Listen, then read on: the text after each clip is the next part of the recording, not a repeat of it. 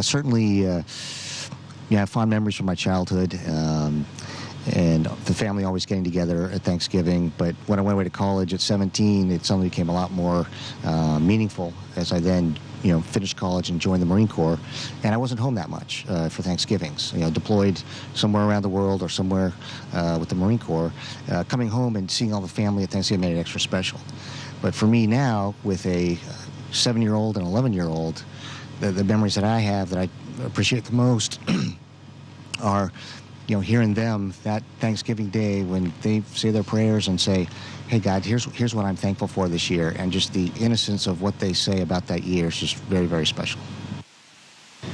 My fond memories of Thanksgiving, certainly in childhood, involve some delicious pumpkin pie that my mom made, and taking the time out with my extended family to think about and share all those things that we're very grateful for.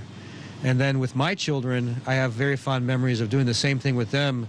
And also, since we've lived in Houston for a while, which is a very different climate than Minnesota, our Thanksgiving in Houston have involved sitting outside with neighbors and sharing the nice weather this time of year with our neighbors, and having a large communal dinner with the people that live next door outside. So fond memories of Thanksgiving, of course, is hanging out with the family and just eating as much as we can. But it's the whole process of preparing the food. Naps are good. We enjoy that part of it too. But in my house, we always had Thanksgiving late, which I think most people have their Thanksgiving at maybe noon. So then you can eat, take a nap, and then eat again. But my dad liked to have it late in the day, so you ate, and then you were done. You had the dessert, and it was time to go to bed. So seeing these other traditions is kind of nice, so you can get that little nap in the middle of the day.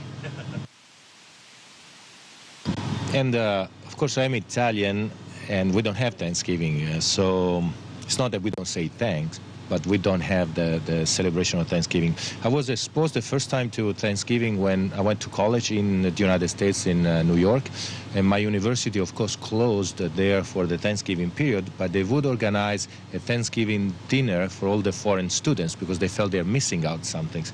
And I was kind of like, the first time I was kind of like puzzled by all of this. You have to have the turkey, you have to have all the stuff inside, you have to have the yams and all this kind of things. And I learned then about all the tradition about food, but also about getting together. And of course, my family was not there; they were in Italy. But we, as foreign students, we create our own family, and it was really, really interesting. And I think I started appreciating the significance of this festivity, of this celebration. And since then, I've been doing it, even though it's not part of my culture.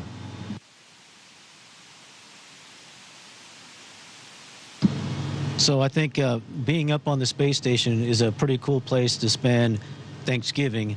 I mean, it makes for a great story. Where'd you have your last Thanksgiving? Well, up in space. And being with you guys is going to be pretty cool. I think we have a lot to be thankful for, the opportunity to be here. We have great families that support us being up here. So I think that part of Thanksgiving is not going to change. And if you look at, I think a lot of us in the training, and like Randy said earlier, a lot of us, because of the military background, being an astronaut, we've been away from home quite a bit. So I remember lots of Thanksgiving in Star City, which is, everybody getting together and having the big Thanksgiving feast in Russia, which is pretty neat. But doing it up here, I think, is going to be a special treat.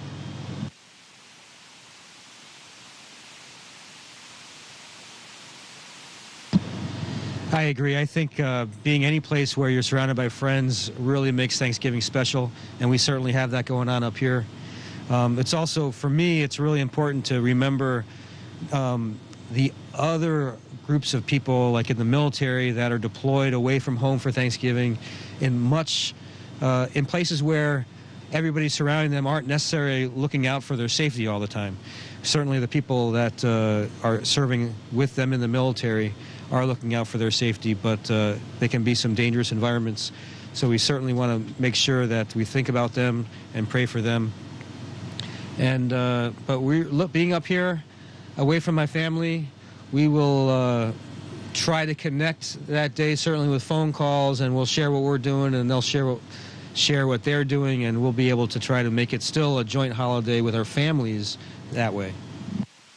We're not home, but we're not that far away from home. And in my travels in the past year, I've been really far away, and I could not talk to them. We are fortunate here; we can still talk to them, we can still see them, and I'm pretty sure we will celebrate this Thanksgiving festivity far away but close. And on top of that, this is really a family. So I could not have asked for a better place or a better people to celebrate this Thanksgiving.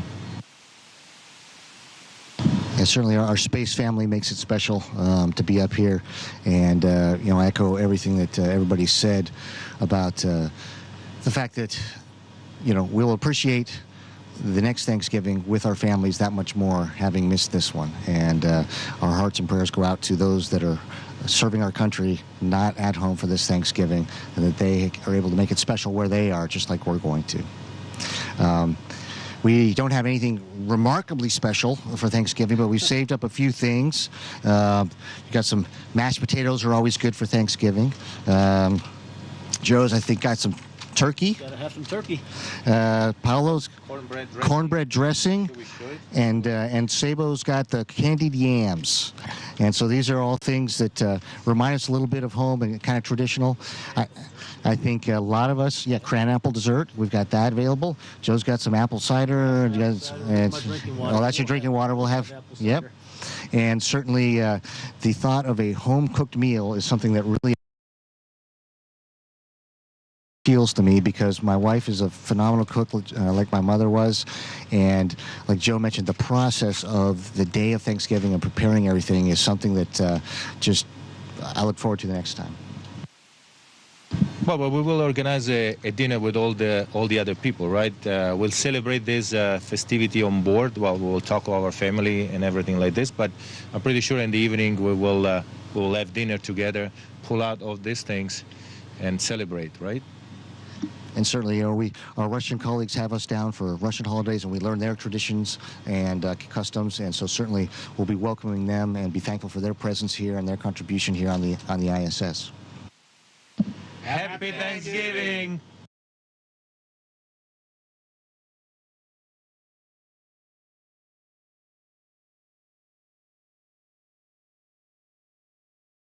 We'll have dinner together, pull out all these things, and celebrate, right? And certainly, our Russian colleagues have us down for Russian holidays, and we learn their traditions and customs. And so certainly, we'll be welcoming them and be thankful for their presence here and their contribution here on the ISS. Happy Thanksgiving!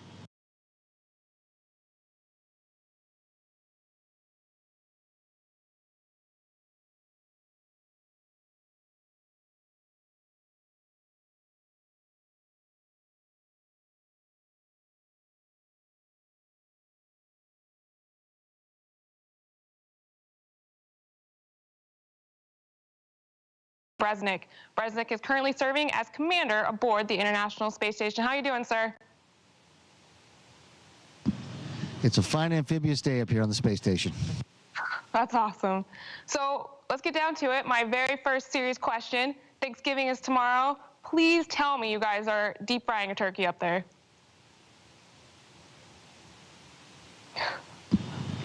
Well, I'm up here with former Marine Joe Acaba and retired Army Colonel Mark Vandehei, and we're going to celebrate, a lot like we did when we were deployed in the service.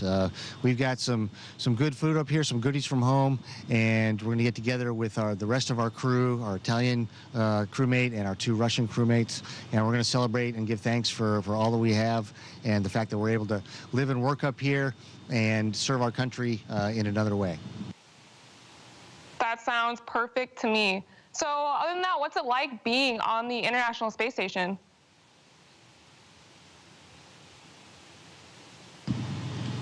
It's awesome. It's a great place to live, and it's quite the privilege. But we're up here to conduct a lot of science, and so it's really every day is a challenge. We try new things out. We're learning a lot.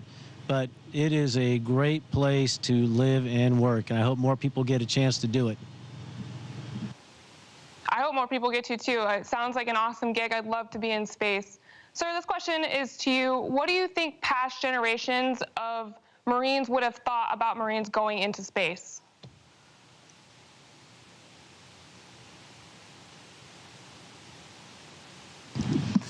I think there might have been quite a few jokes about Marines going into space before we actually did it. But it's always been, amazing to see that, we had John Glenn in the first astronaut class, and there was a Marine in every single class except for one. And that we've been a part of that part of the country's mission, whether it's, fighting our nation's battles or, exploring space and furthering our exploration amongst the stars. So I think that they would have hopefully looked up and, out of their foxholes or out of their tents or whatever exercise they were doing and said, hey, someday it'd be neat to have a Marine up there.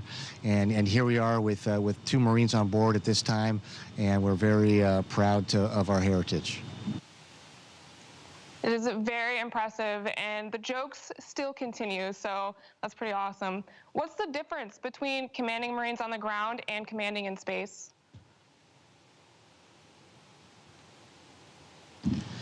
Well, Joe doesn't call me sir because he's a civilian, and so no. But the common bond amongst all of us, and even our Italian crewmate is a former Italian Special Forces, and we have a Russian fighter pilot on our crew, and it's that common bond of service where we all have done something bigger than ourselves that's allows us to do the same thing up here, not just for our service or for our country, but for our planet and for our species.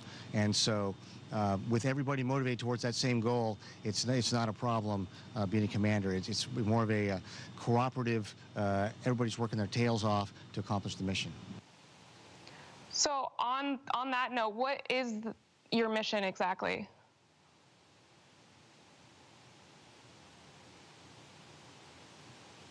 Our mission is to serve as a national science laboratory. We are up here furthering the boundaries of science, dedicated towards getting ourselves to be able to explore farther, but also to do research on things that help us out on the ground right now. So it is all about utilizing this place to further science. And it's a very unique environment and a huge accomplishment that we've been able to get this thing put together up here. It sounds very impressive, and I hope that you guys accomplish everything you need to. What are some of the examples of physical or mental battles that you've had to experience and overcome in order to go up into space? Yeah, so even though we're in this microgravity environment, and you would think that, the physical aspect wouldn't be too much, it actually takes quite a bit, especially if you're going to go out and do something like a spacewalk. You need to be in really good shape. And then, of course, being in this environment, it has a big impact on our bones and muscles. So we're working out every day for a couple of hours, which is kind of nice to have the PT on the schedule. And then mentally, we are in a type of deployment. You're away from family. You're away from all that kind of the lifestyle that you're used to. And every day you're doing something different, and you don't know what the next day has in store for you, and you need to concentrate on everything you're doing pretty much all the time. So it is quite the mental challenge day in and day out, but I think we're having a good time living and working up here. It sounds like you guys are having a great time. I've seen some of the videos from up in space, and it all looks really amazing. So I have another question, and it comes from Locate My New Home from Facebook, and they ask, what are your aspirations once you are retired from NASA?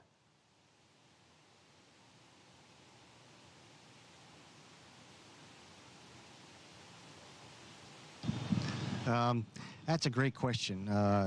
There's always the age-old story of the young boy who goes to an air show with his father, and as the planes are going overhead, he pulls on his dad's arm, looks up, says, "Daddy, Daddy, when I grow up, I want to be a pilot." And the father looks down at his son and says, "I'm sorry, son, you can't do both. Grow up and be a pilot." And I've been a pilot, my entire Marine Corps career, and I'm flying for NASA. We'll return from this flight and fly, on the ground. And so, for me, I haven't quite decided, and I'm hoping I never have to grow up. So, how long are you guys actually up in space for? When are you coming back? Our increment aboard our Soyuz is leaving December 14th, and we'll have had about 140 days up here on the space station. I'll hand it over to Mark, and he can talk about when his increment's going home. I think we're at about 156 or so. Somewhere around there. So our increment started September 13th, and I believe we're going back around February 26th. Comrade's is about his date because his date is coming up much more quickly than mine, so I got a long time, and I'd rather just focus on today. Totally understandable. So that is all the time that I have with you. I do appreciate you taking the time to speak with us today, and I hope that your Thanksgiving is amazing. We thank you as well, and to all the Marines at home or forward deployed, thank you for your service to our country, and Semper Fidelis. Semper Fi. All right, thank you everybody for tuning in to this special live broadcast with Colonel Bresnik. I hope that you have a great day and a very happy Thanksgiving. Sir, how are you? It's good to see you again. Hey, good to see you too, Sergeant Martin. How are you? How are you? I'm great. I would be so much better if I was there doing this interview live with you. That would be pretty cool. So, sir, we're going to get right to it because we only have a couple of minutes. So I would like, my producer would like me to ask you, if possible, if you can repeat the question, repeat my question in your answer for editing purposes. So my first question is going to be, why is it so important for the Army to have astronauts? It's so important for the Army to have astronauts because we have always been involved in exploration in the United States. In fact, the Corps of Engineers in the Army helped explore the western United States, and Lewis and Clark involved, their expeditions involved the Army. So I think historically it makes sense, and it's something we're just continuing. There's a long tradition of it. Sir, we are so proud of you. We can't even begin to explain what it feels like for us to see you there. Could you tell us, being on the International Space Station is, and then fill in the blank?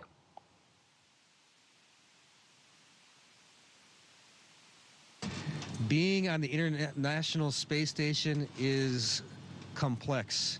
It's both amazing, exhilarating, and, well, it's not only amazing and exhilarating, it's also very challenging and uncomfortable at times. So it's a unique opportunity that requires constant attention, but it's an amazing experience to be here. Sir, you told us when we interviewed you previously that the first thing you wanted to do when you got to space was go into the cupola and look back at the Earth and see the view. Can you explain to us, how was it? How did it make you feel? So comrade up here, the commander for the space station, retired U.S. Marine Colonel, when I first got up here, he took me to the cupola to make sure I got that look. And when I first looked out that window, what really struck me was how big the contrast was between the sunlit Earth and the absolute blackness of space. It made the Earth seem very isolated to me. That was the emotion I had, but the grandeur of the Earth was amazing. And was it exactly what you expected? I couldn't have possibly expected it. It's something that I don't think you can even get your brain wrapped around when you're up here. It's so immense that it's really hard to process for at least my brain. So you recently conducted your first spacewalk. Can you explain what you did and how it felt to be floating out there in space? Honestly, a little terrifying at first. Again, comrade was there along with me leading that spacewalk, and Joe here, another service member, previously a Marine. Joe was in charge of the airlock, got both of us suited up. I'll never forget the moment when comrade opened up the airlock and the sun from the Earth came up and lit that small compartment up. It suddenly felt like we were going to really go outside. And then floating outside isn't much different from floating inside, except you're a much more massive object when you're outside by about 300 additional pounds. And the fact that there's nothing between you and the earth but the glass in your visor makes it something that you pay a lot more attention to. Sounds amazing. We have one more request for you, sir. It's very simple. You've done it for us before. We'd like you to give us a space shout out. Go Army, beat Navy. Maybe some kind of cool little, flippy do there with your non-gravity. We've got to have it for the soldiers, sir. All right, here goes. Go Army, beat Navy.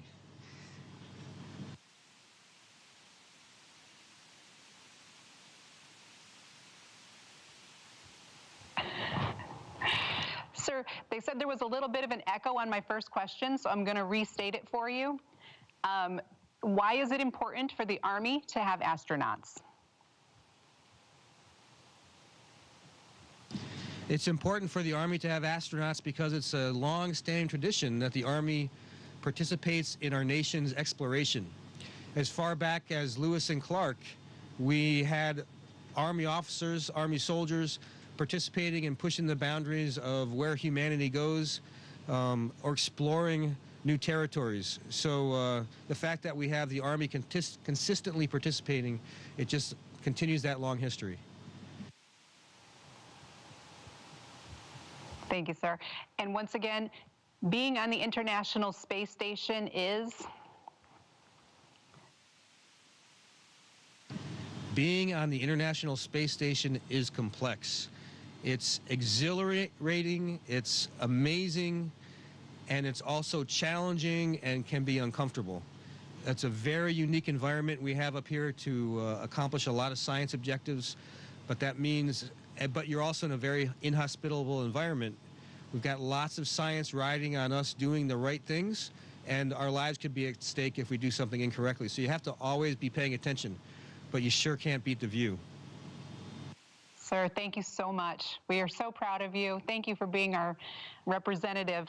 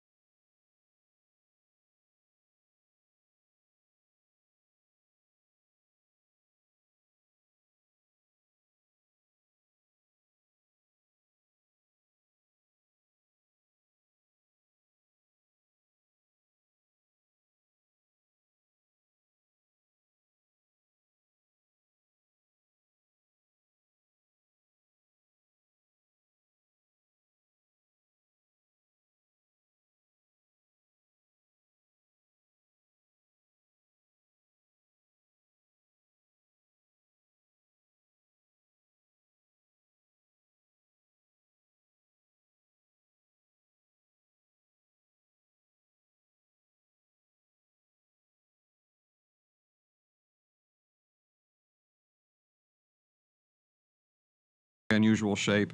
We don't see that in our solar system. None of the asteroids in our solar system look like that. So it's very puzzling how it could have obtained this shape.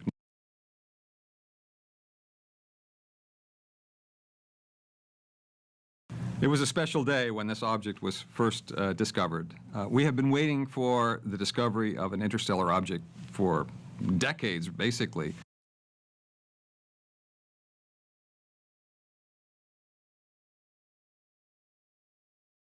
Closed there for the Thanksgiving period, but they would organize a Thanksgiving dinner for all the foreign students because they felt they're missing out some things.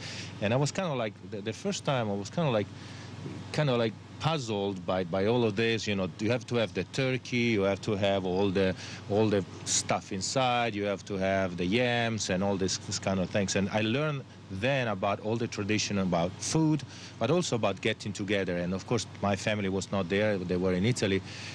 But we, as foreign students, we create our own family, and it was really, really interesting. And I think I started appreciating the significance of this festivity, of this celebration. And since then, I've been doing it, even though it's not part of my culture.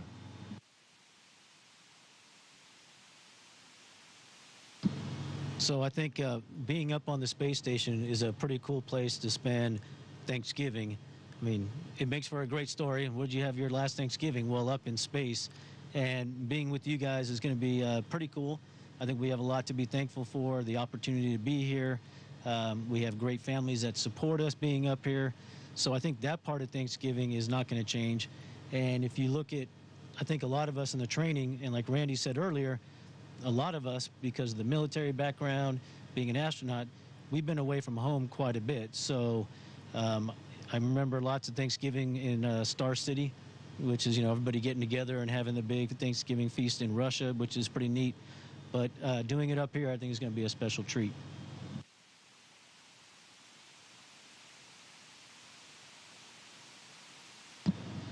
I agree. I think being any place where you're surrounded by friends really makes Thanksgiving special, and we certainly have that going on up here. It's also, for me, it's really important to remember the other groups of people, like in the military, that are deployed away from home for Thanksgiving in places where everybody surrounding them aren't necessarily looking out for their safety all the time.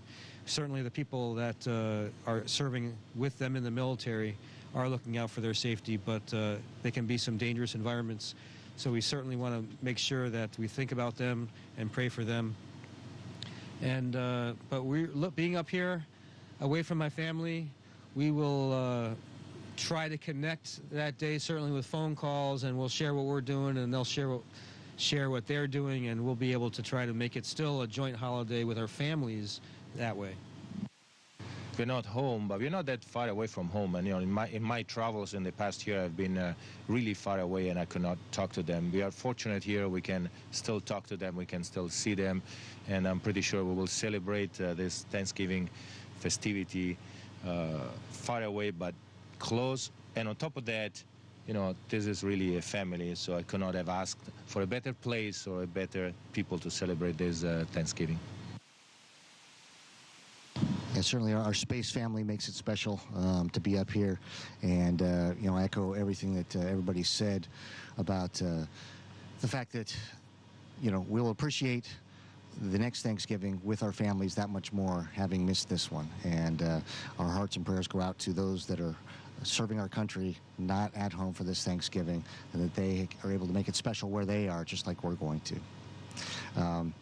We don't have anything remarkably special for Thanksgiving, but we've saved up a few things. We've got some mashed potatoes are always good for Thanksgiving. Joe's, I think, got some turkey. Gotta have some turkey. Paolo's cornbread dressing, and Sabo's got the candied yams. And so these are all things that remind us a little bit of home and kind of traditional. I think a lot of us, yeah, cran apple dessert, we've got that available. Joe's got some apple cider. Oh, that's your drinking water. We'll have, yep.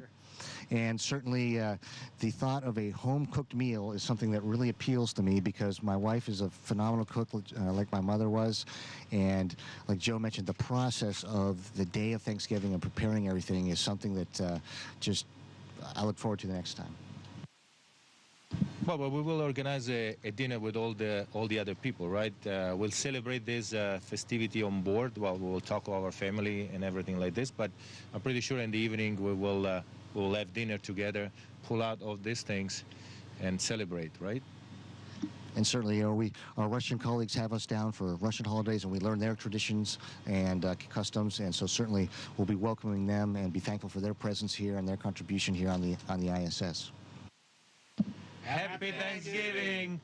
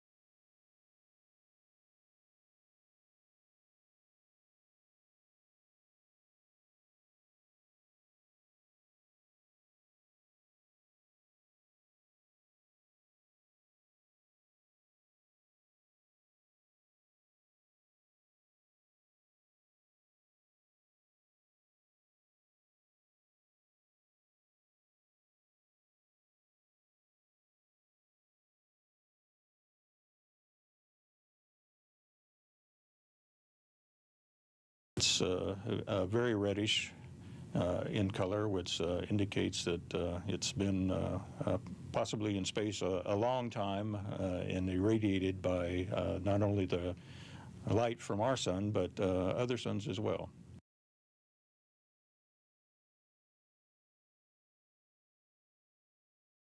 NASA's Planetary Defense Coordination Office has a near-Earth object observations program which funds efforts that survey the skies to look for near-Earth asteroids and to calculate their orbits and their trajectories and to determine if any of them might pose a hazard to Earth.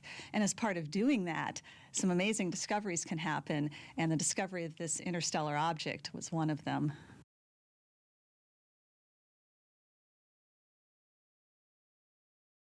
We think this object, 2017 U1, is very long, perhaps 400 meters or so long, and very narrow, skinny, perhaps maybe 40 meters or so in the other dimensions.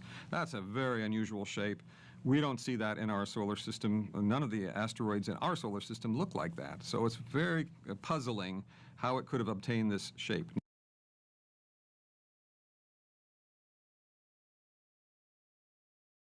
It was a special day when this object was first discovered. We have been waiting for the discovery of an interstellar object for decades, basically.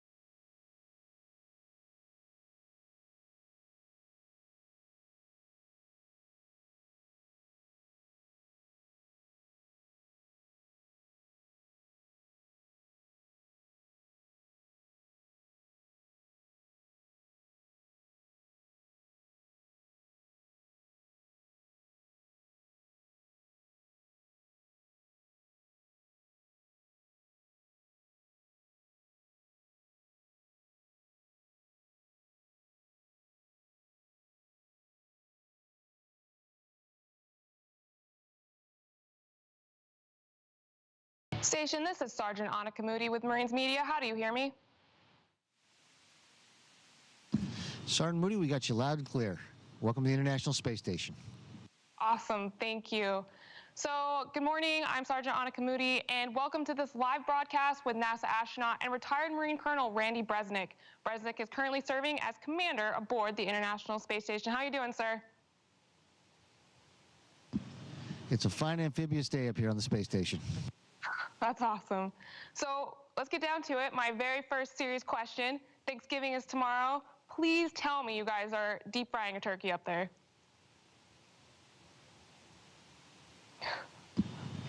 Well, I'm up here with former Marine Joe Acaba and retired Army Colonel Mark Vandehei, and we're going to celebrate, you know, a lot like we did when we were deployed in the service.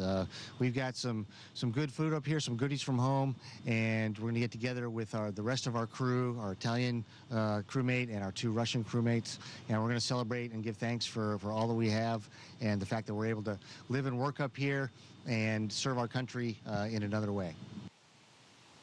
That sounds perfect to me. So, other than that, what's it like being on the International Space Station?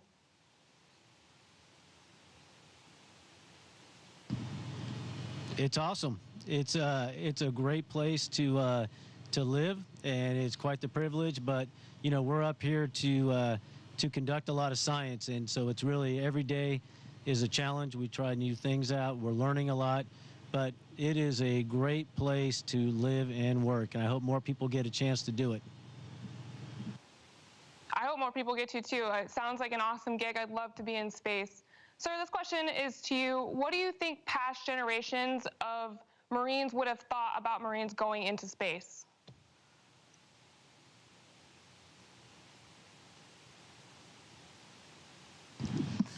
I think there might have been quite a few jokes about Marines going into space before we actually did it. But it's always been, you know, amazing to see that, you know, we had John Glenn in the first astronaut class, and there was a Marine in every single class except for one.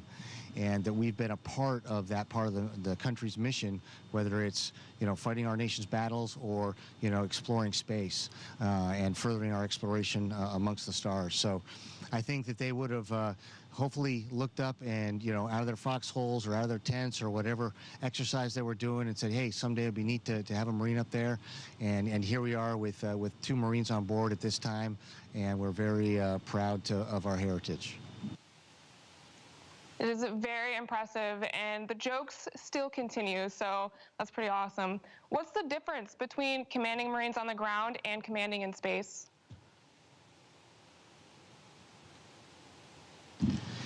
Well, Joe doesn't call me sir because he's a civilian, and so no. But the common bond amongst all of us, and even our Italian crewmate is a former Italian Special Forces, and we have a Russian fighter pilot on our crew, and it's that common bond of service where we all have done something bigger than ourselves that's allows us to do the same thing up here, not just for our service or for our country, but for our planet and for our species. And so with everybody motivated towards that same goal, it's not a problem being a commander. It's more of a cooperative, everybody's working their tails off to accomplish the mission. So on that note, what is your mission exactly?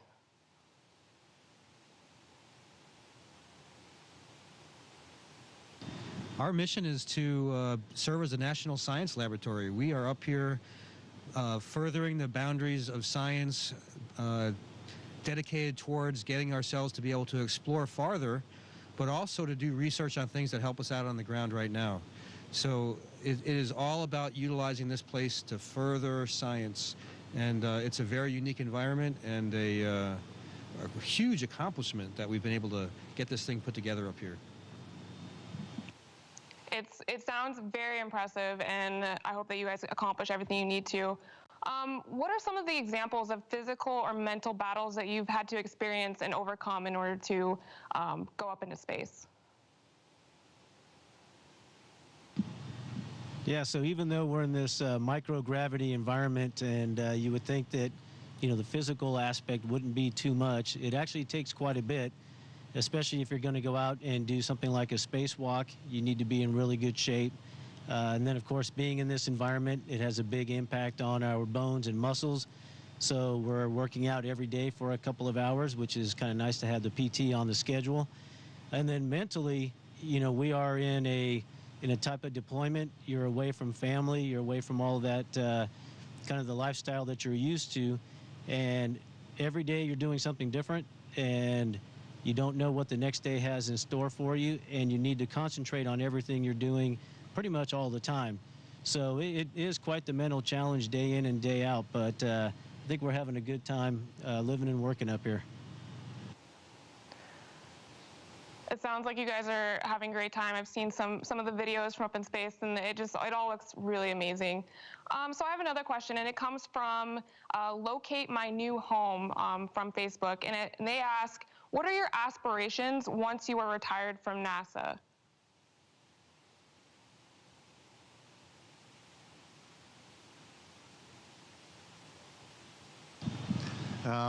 That's a great question.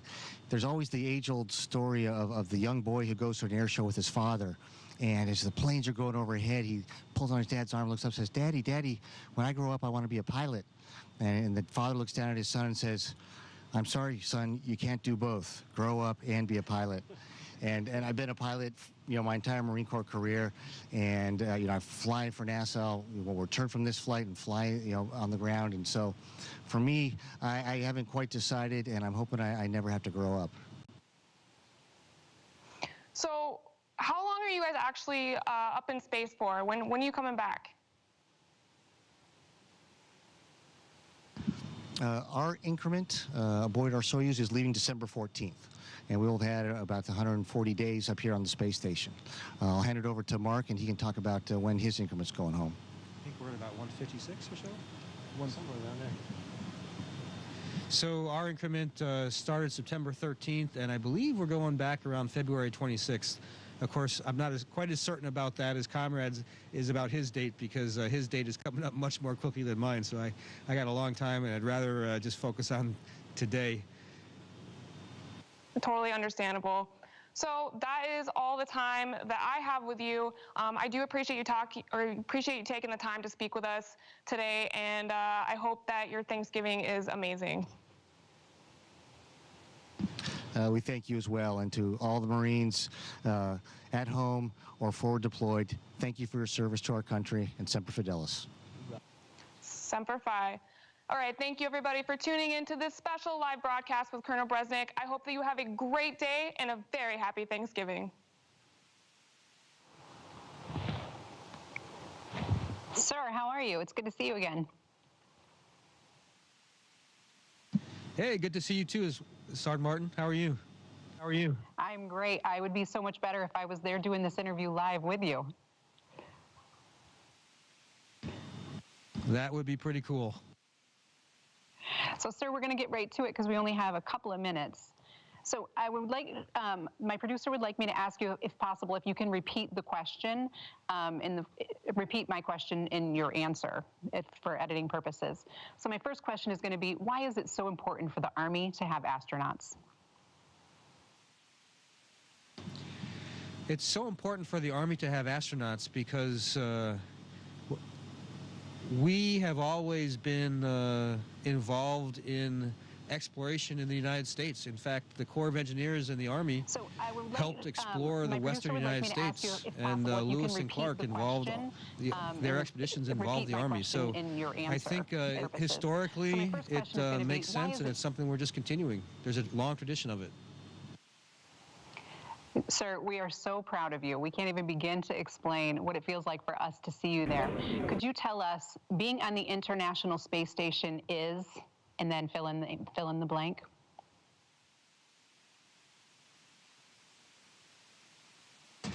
Being on the International Space Station is complex. It's both amazing, exhilarating, and, well, it's not only amazing and exhilarating, it's also very challenging and uncomfortable at times. So it's a unique opportunity that requires constant attention, but it's an amazing experience to be here. Sir, you told us when we interviewed you previously that the first thing you wanted to do when you got to space was go into the cupola and look back at the Earth and see the view. Can you explain to us how was it? How did it make you feel? So Comrade up here, the commander for the space station, retired U.S. Marine Colonel, when I first got up here, he took me to the cupola to make sure I got that look. And when I first looked out that window, what really struck me was how big the contrast was between the sunlit Earth and the absolute blackness of space. It made the Earth seem very isolated to me. That was the emotion I had. But the grandeur of the Earth was amazing. And was it exactly what you expected? I couldn't have possibly expected it. It's something that I don't think you can even get your brain wrapped around when you're up here. It's so immense that it's really hard to process for at least my brain. So you recently conducted your first spacewalk. Can you explain what you did and how it felt to be floating out there in space? Honestly, a little terrifying at first. Again, Comrade was there along with me leading that spacewalk, and Joe here, another service member, previously a Marine. Joe was in charge of the airlock, got both of us suited up. I'll never forget the moment when Comrade opened up the airlock and the sun from the Earth came up and lit that small compartment up. It suddenly felt like we were going to really go outside. And then floating outside isn't much different from floating inside, except you're a much more massive object when you're outside by about 300 additional pounds. And the fact that there's nothing between you and the Earth but the glass in your visor makes it something that you pay a lot more attention to. Sounds amazing. We have one more request for you, sir. It's very simple. You've done it for us before. We'd like you to give us a space shout out. Go Army, beat Navy, maybe some kind of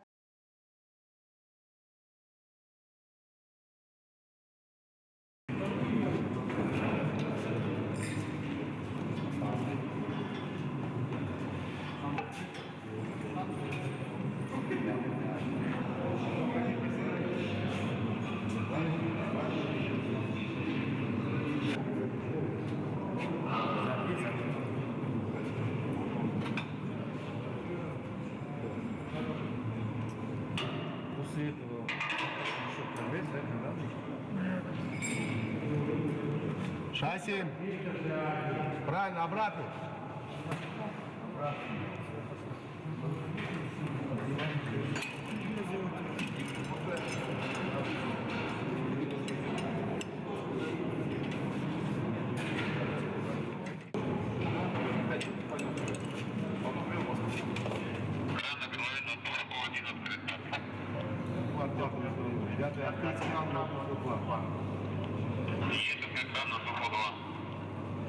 Сегодня приступаем к операции транспорта пилотируемого корабля «Союз АБ-104».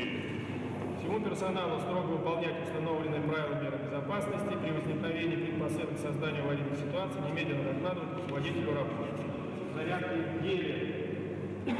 Сбиваем шар-баллон и ставим на выдачу. Коррекция ориентировочно 17 часов. Нам поставляет свои фотографии.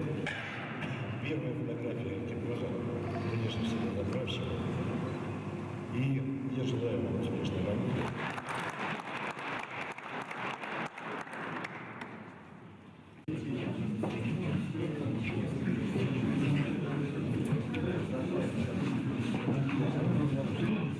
Движение идет.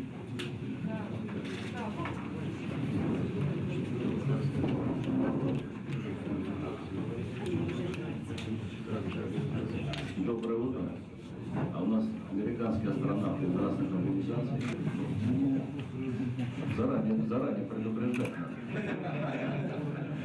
Мы тоже подготовились.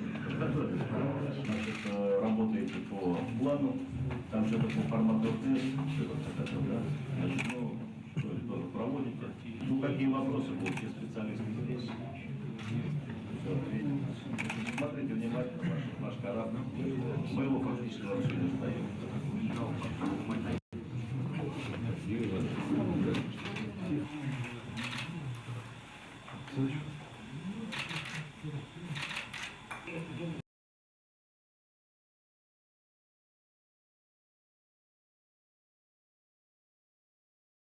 Just speak about the subject.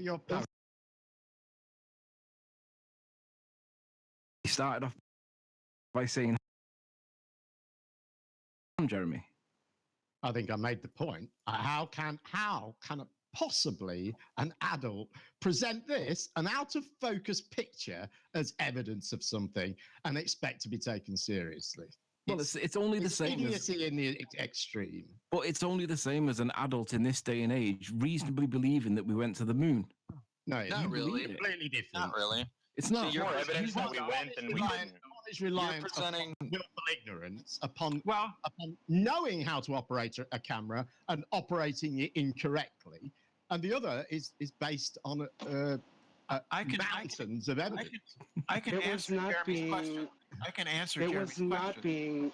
It was not being used incorrectly. People just got the point of it wrong, just like you guys are still doing.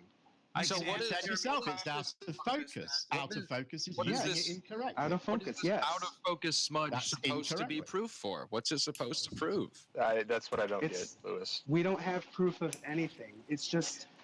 Well, maybe how many times I have to say this, maybe man? If you let your wife use the camera, then you would get some focused shots. She actually taught me a lot on the camera. Yes. Let me. P900 is like a magic camera. The P900 is old. It's revealed secrets of the universe that have access to. Well, I'll tell you what the P900 does. The P900 demonstrably shows all over the Earth by different flat Earth. Repeatable, credible curvature to the Earth. Unless you're Soundly. I've never actually seen a flat earther video that has zero curvature. All right, let's deal with Soundly. I mean, we've all seen that Soundly's footage. Okay, so can somebody explain And to me? he's not done making footage either because you guys just keep moving the goalposts. Sure, but if Soundly's footage is showing what it's showing, and it is what it is, maybe one of the ballers could explain why there's other people that don't get the Soundly footage. I mean, what's going on here? Are they going to Lake Pontchartrain? Well, one reason that we know for certain is that those people probably don't know how to operate a camera correctly. That's. I wouldn't go there. They're quite happy to operate it incorrectly if it serves their purposes. What the question is, Jeremy, whether they do or they don't, the question is, why is this not curved? How do you know it isn't? Right. Because crepuscular rays are parallel, Brenda. No, that's curved. It needs to focus. And you realize that Soundly's photographs, he zooms in. Right. Okay. Watch. Wait. Keep it going. Keep it going, because this is zooming in now. And can you show me where the curve is? Soundly's. Yeah, you can see it curving. Yeah, it's right there. Yeah, but dude, do we really have to compare and contrast it? I mean, we've all seen Soundly's. We live on a basketball. I'm sure his may have more curvature. You know, this one's good enough. We know that refraction has an effect. You can try and pretend there is no such thing as refraction, but no, we accept that refraction. I think Riley is actually the one that always brings up refraction and Mick West and stuff like that. Right. And actually, I never brought it up. No. I'm saying you always do, and I was actually going to compliment you. I was going to compliment you because not even really many ballers, so to speak, bring up that. That's because every time they do, they get cornered. Well, you should how far do you zoom in? Well, he zooms in enough. So can y'all all agree that? Can y'all all agree that? I mean, you know, I love Jerry to death. I think he's a good guy, you know, but. Doesn't it kind of seem weird why, you know, he's having so much trouble, you know, trying to get a right test going? I mean, why is it that hard to prove this either way? Well, because he's also in this footage here, this is so out of focus. Like, why is it so hard to get this in focus? Because he's kind of compliance with what we were saying. Because he's not sounding. This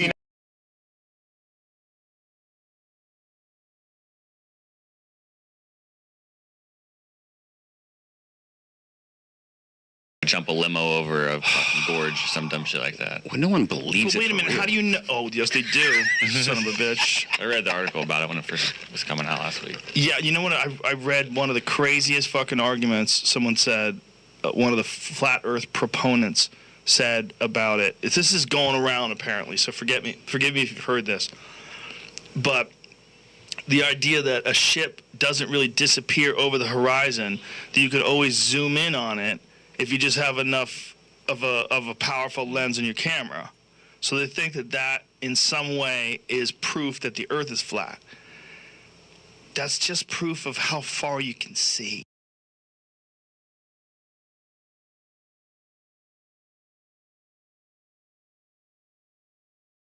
That's all it is. You don't understand. Like, the curve of the Earth, it takes forever. It's fucking huge. Like, I get what people are doing. Like, well, how come if you zoom out, you can see it? Well, you can't forever. That's why you can't see Mount Kilimanjaro from your fucking living room in Santa Monica, dipshit. Right. All right? It's a curve to it. It just takes a long-ass time, and you can't see the boat long before it goes over the curve. Because unless you're talking about a giant-ass boat, and even a giant-ass boat at 30 miles away, which is where you still be able to see some of it, that's too far for your eyes. So if you zoom in with some sort of a crazy spotting scope or something like that, yeah, you'll be able to see it for a little while, and then in another couple hours, it'll be gone. It's going to go over the top. But they want it to be real so bad. They want it to be real so bad that they come up with these things that aren't true as examples why the Earth is flat. And the big one was, yeah, how come every photo of the Earth from space is a composite? You didn't even bother to look into it, because that's not true. There's a fucking satellite that takes a high-resolution photo of the Earth something like every 10 minutes. It's the Himawari 8. It's a Japanese satellite. You can go online. You can look at the pictures. It shows where every fucking storm cloud is all over the country in real time. So if there's a storm that's hitting Cuba, you go to that, you look at that image from that day where the storm is, you'll see the fucking storm. Like, it's all real. If you don't believe that's real, do you believe that someone is so good at hiding shit that they've kept all the images of the flat Earth from ever being published, that no one has been able to, in the history of people, has been able to travel past the ice wall into the nether region of hobbits and gnomes and pixie elves? It's just mental health, we have a huge problem. It's lack of education. It's lack of education, and then it's also being committed to these ideas to the point where they're a part of you. It's idea identity politics. This is what it is. When you believe in an idea so much that you don't, and I've been guilty of this, and I think everybody has at one point in your life, you've been guilty of not really looking at it for what it is, but instead looking at it for what you want it to be and for what you've already committed yourself to believing in. That's a big part of the problem. A big part of the problem with people is you commit yourself to believing in something. And then when you commit yourself to believing in something, anything that's contrary to that belief gets fought viciously. You shut it down, you interrupt, by all means necessary, you mock it, you deride it, you don't examine it objectively. You don't look at it objectively. You just look for a way to shoot it down, look for a way to shit on it, look for a way, fall back on the government lies all the time. I never believe them. Fall back on all these different positions. But at the end of the day, if you look at it from just like, well, okay, what's the most likely thing? The most likely thing is it's round. They've figured it out. They know it's round. You can see it from space. They've taken pictures of it. People have absolutely flown in the space station. There's videos of the thing landing out of the sky, people pulling people out of the water. They've gone into space, okay? They've taken pictures. This is all real. There's satellites, they're real. If you get satellite radio, it's real. Okay? It's really from a satellite. When you get DirecTV, it's real. It's in space. It's orbiting the fucking Earth. There's flight patterns that are carefully calculated, that are going around the Earth. Everybody would have to be lying. Do you understand how crazy it is? I'm with you on a lot of conspiracies. I'm with you on Operation Northwoods. I'm with you on the Gulf of Tonkin. Shit, you get me high enough, I'll go Area 51 on you. I'll go Bob Lazar. I'll go deep on some who the fuck knows wacky shit. Till you get to the Earth being flat, and that's when I go, you're just chasing your tail. You're chasing your fucking tail. These angry little pricks calling me a shill. They're just Jimmy, you got your round earth shill shirt on. Oh. What a perfect advertisement show. YoungJamie.com. YoungJamie.com. Get yourself a round earth shill t-shirt, folks. I have one. I wear it all the Shipping time. by Christmas. And they're very soft cotton. Feels wonderful on the skin. Yeah, I think it's almost like a troll. What do you think? It's not, man. I'm telling you, I used to think that too. It started out as a troll. This is what I think happened. I think it became an exercise in psychology. From what I've understood, and I might be wrong, but from what little I've done poking around about this, it seems like this might have started on 4chan, and it might have started as a joke. That there's always been a certain percentage of people that believe that the world was flat. There's always a certain percentage. Just like there's a certain percentage of Moonies, there's a certain percentage of people that, are Satan worshippers. There's wacky beliefs. And people get attached to these wacky beliefs, and they fucking cling to them. And this, in whatever it is, whatever the belief is. There's a certain percentage of people that have always thought the earth was flat. But then what I read was that someone on 4chan started trolling. And that by trolling and trying to post this fake evidence about the world being flat, a bunch of people bought it. And they ran with it. And not only did they run with it, they started to ramp it up and add things to it. And flat earth theory became a thing. And these people all decided that this was like a legitimate pursuit. That there is some Illuminati, some group of Jews, it's always Jews, that are hiding all the information. That somehow or another they've talked to all the map makers, all the people that work in commercial shipping, all the people that are flying airplanes, all the people that are making satellites, anyone in aerospace, all these fucking people, all these people are all together and they're all lying. Okay, and I am too. Or maybe, just listen to this, maybe you're chasing your fucking tail and you're confusing the shit out of some people that are dumber than you because of your inability to look at what it is versus what you want it to be. You heard me. I'm not right about everything. Don't get me wrong. Oh, Rogan, you're fucking... I'm right about this. There's no fucking reason why someone would lie about the shape of the planet. There's no benefit in it. There's no reason why anybody would conceal that information. There's no benefit. If someone found out the Earth was flat, they would be fucking singing it from the rooftops. Any real scientist. Any real person who's been in the space station, any real person who's flying the space shuttle, they're real. I know you're like, oh, you don't know them. I've met them. I had that Chris Conrad guy. Is that his name? Chris Hadfield. Chris Hadfield. Forget his fucking name. Commander Chris.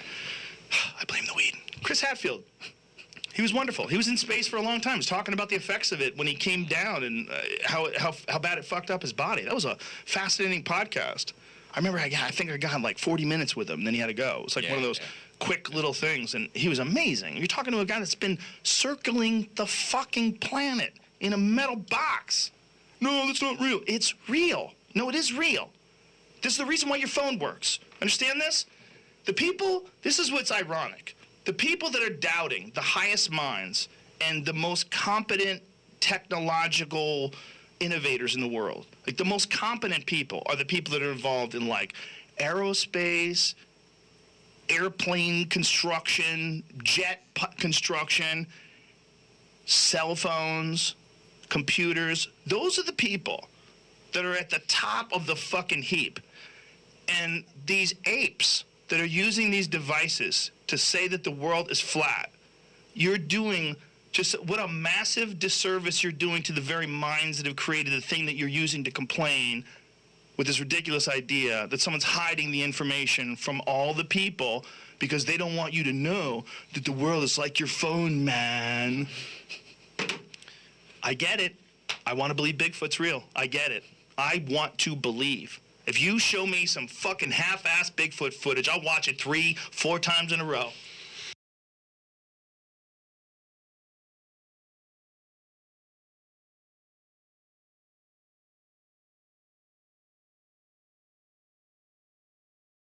If you write anything on your computer, you need to get Grammarly. I write pretty much all day, every day, and Grammarly makes my writing better. As a student, I like that it's free. It actually is correcting everything as I'm writing it. Grammar errors, spelling errors, and even helps me find the right words to use so I can say what I want to say. It catches all those embarrassing little mistakes before I hit send. I downloaded Grammarly around my freshman year because I was just horrible at typing. Grammarly is like my secret weapon for writing papers. It's the perfect tool for your resume. You know, you don't want any errors when it's your first impression. I use Grammarly for important emails, social media posts, which there are a lot of. I've used every tool out there, and Grammarly is by far the best for improving your writing. Grammarly is making me a better writer, and it's free. I would recommend Grammarly if you're a student, my family, my peers, my colleagues. It's like having your own personal proofreader for free.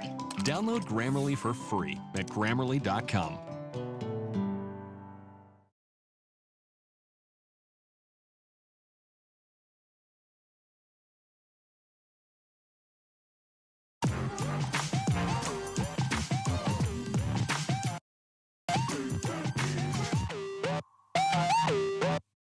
So I came up with the idea of putting A Stranger's Guide to Flat Earth 21 questions on the billboard, because that one, if you really start thinking about flat Earth, you're going to have questions, and your first 21 questions are in this video. You know, how do the seasons work? How does day and night work? You know, why doesn't the water fall off the edge? What about circumnavigation? And all of the other top questions for anybody that's really thinking about it. So it's on YouTube, it's on multiple channels, it's free. All of your questions are answered there. And if you watch that video and think, then there's no getting out, and you'll never go back to the globe.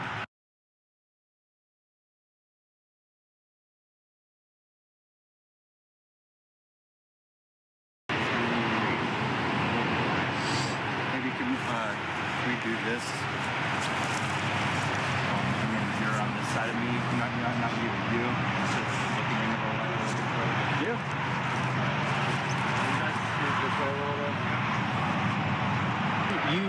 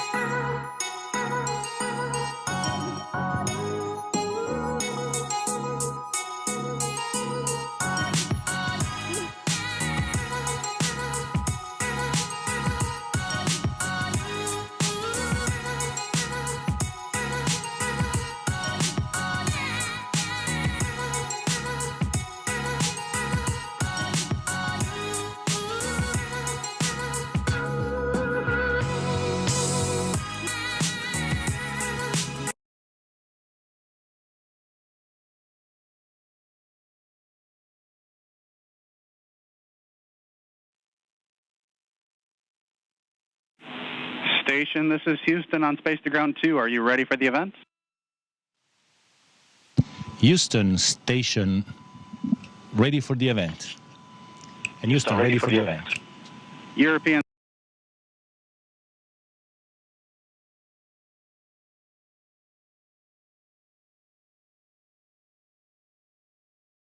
The time, maybe 40% of the time, we have to maintain this.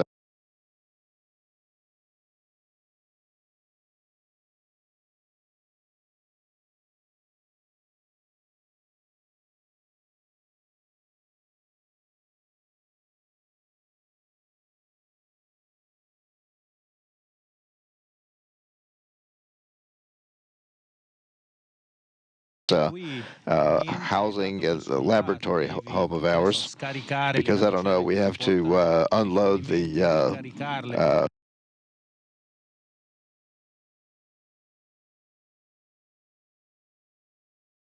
and so activities involved in using the Space Center.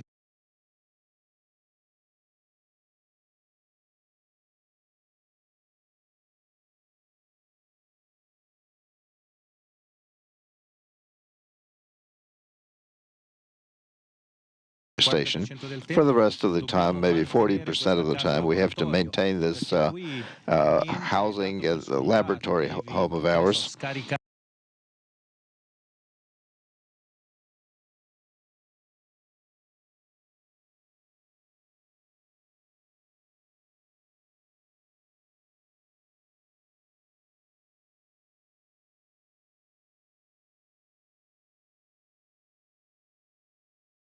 Station.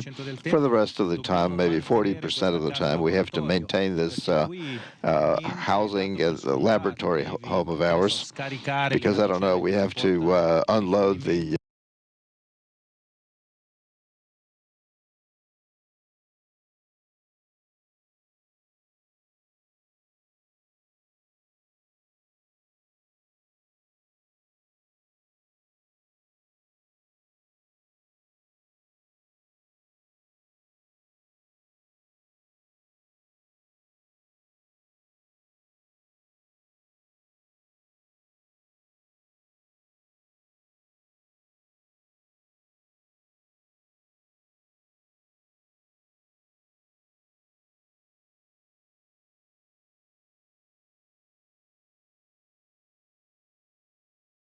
or political sense or economic sense, but in space for this mission are the human species outside of the Earth, researching and conquesting it, well, in any case, exploring the universe.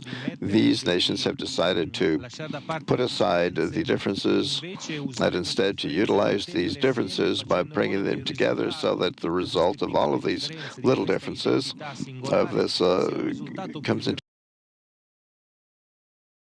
This is on the station. We have a place that on Earth, among nations that are not very friendly in a geopolitical or political or economic sense, but in space for this mission are the human species outside of the Earth, researching and conquesting it, well, in any case, exploring the universe. These nations have decided to put aside the differences and instead to utilize these differences by bringing them together so that the result of all of these little differences. But in space for this mission are the human species outside of the Earth, researching and conquesting it, well, in any case, exploring the universe. These nations have decided to put aside the differences and instead to utilize these differences by bringing them together so that the result of all of these little differences of this comes into a singular identity that is greater and goes beyond what each single nation can bring or each single person or agency can express. And perhaps this is the biggest result, greatest result so far of the International Space Station. It's helped us to see that when we want to, we can work together as human beings for something that brings us outside and above everything, or all difficulties.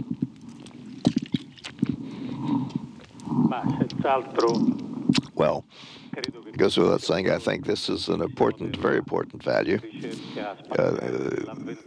for the adventure Well, it goes without saying, I think this is an important, very important value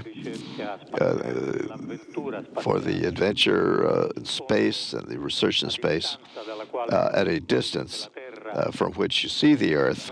It makes it even more evident that we are all a part of humanity, that we are all human beings who inhabit the Earth. The method employed in the space station could be of some help to all of us from many points of view.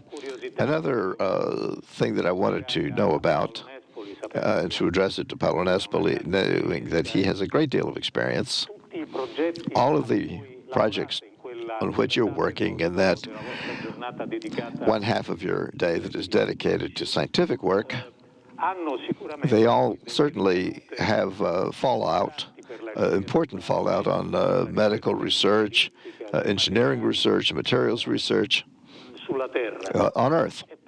Is it possible to describe some of these projects, because they have an interest that to us ordinary citizens can understand in terms of their relevance? What are some of the interesting examples of these projects that perhaps you can describe to us? Mr. President, this is the question that I'm often asked, and I'm very happy to respond to. Sincerely, I find it somewhat difficult to respond exactly to such question. Here we have about 300 experiments in the space station. The question is, which is the best, which is the most interesting, which is one that gives the best results? And that's not so hard to, not so easy to respond to, because most of the experiments have to do with basic things, with basic knowledge. Things that for me also is difficult to understand. Rarely do they have an immediate use.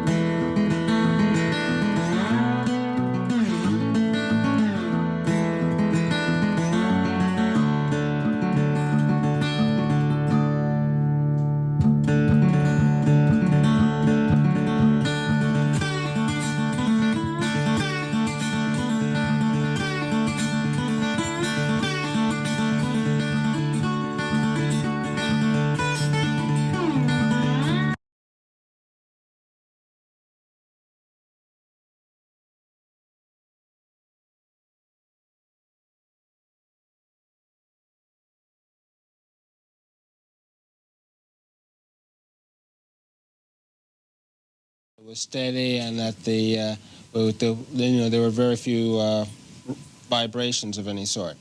Here's a picture of the INSAT actually being deployed from the spacecraft. You can see that the deploy went very smoothly. At the moment of deploy, there were very few vibrations of any sort. Here's a picture of the INSAT actually being deployed from the spacecraft. You can see that the deploy went very smoothly.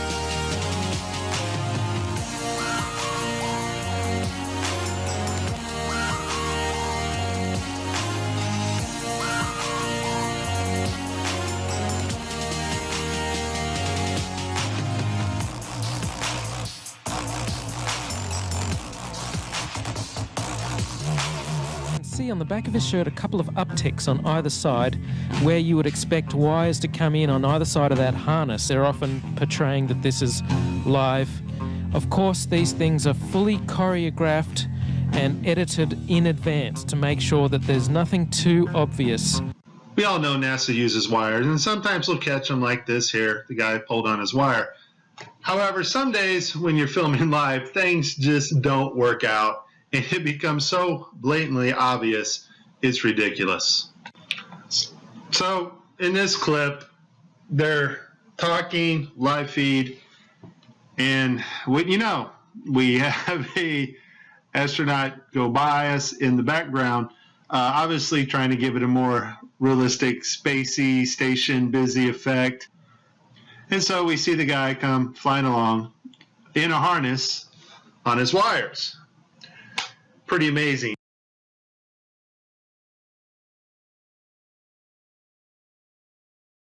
At 8.5 G's, you're really being pushed into the seat, and all of a sudden, it stops. You're floating. It's a lot of fun.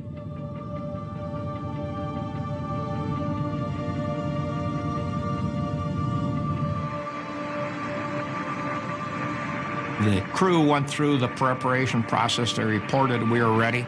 Yeah, my phone. I had a tracking station make sure that all of the safety criteria had been met, and this was now okay to open up the hatch. Okay, we're giving you a go for your EVA at this time. Okay. Roger, flight, let's go, okay?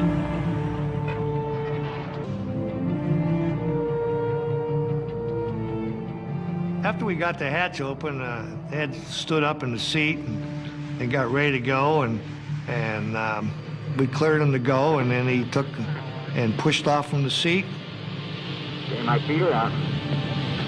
I think I'm dragging a little bit, so I don't want to fire the gun yet. Okay, I'm separating from the spacecraft. Ed White is flying at 17,000 miles per hour, 200 miles above the Earth. Okay, I'm out. If the spacesuit fails, the difference in pressure will kill him instantly. If the lifeline fails, he'll literally be lost in space. The only thing to do would be to disconnect them and let them float around out there. I mean, it was, these are things that's in everybody's mind. We don't have a plan. We don't have a checklist on how you kill your best friend. As White floats in space, a glove drifts out of the capsule. Looks like a thermal glove, Jim. I don't even know whose glove it was. I don't know whether it was his or mine. I feel like $1 million. Today, those pictures are classic. They're still overpowering today to realize, number one, it's been done, and that we did it. It blew me away. This is the greatest experience. It's just tremendous.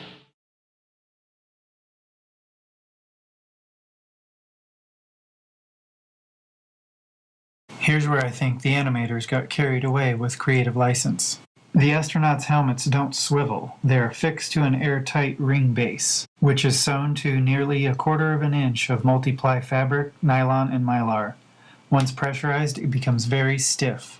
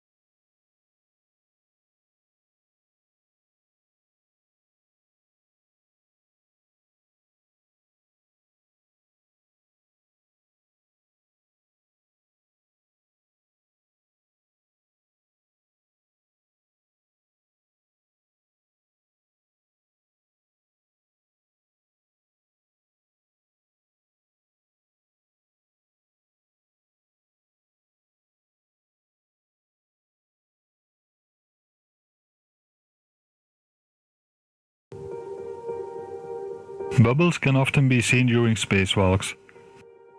It's not just in 1 or 2 spacewalks, these are only a few examples. These are official spacewalks, not training videos. You can see our planet in the background.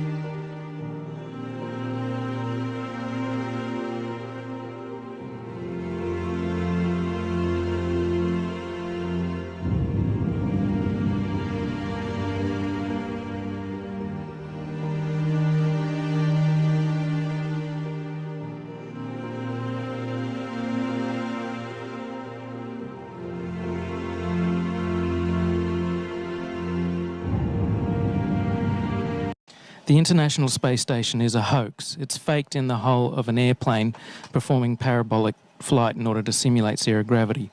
All manned space travel is fake. No one has even been in low Earth orbit.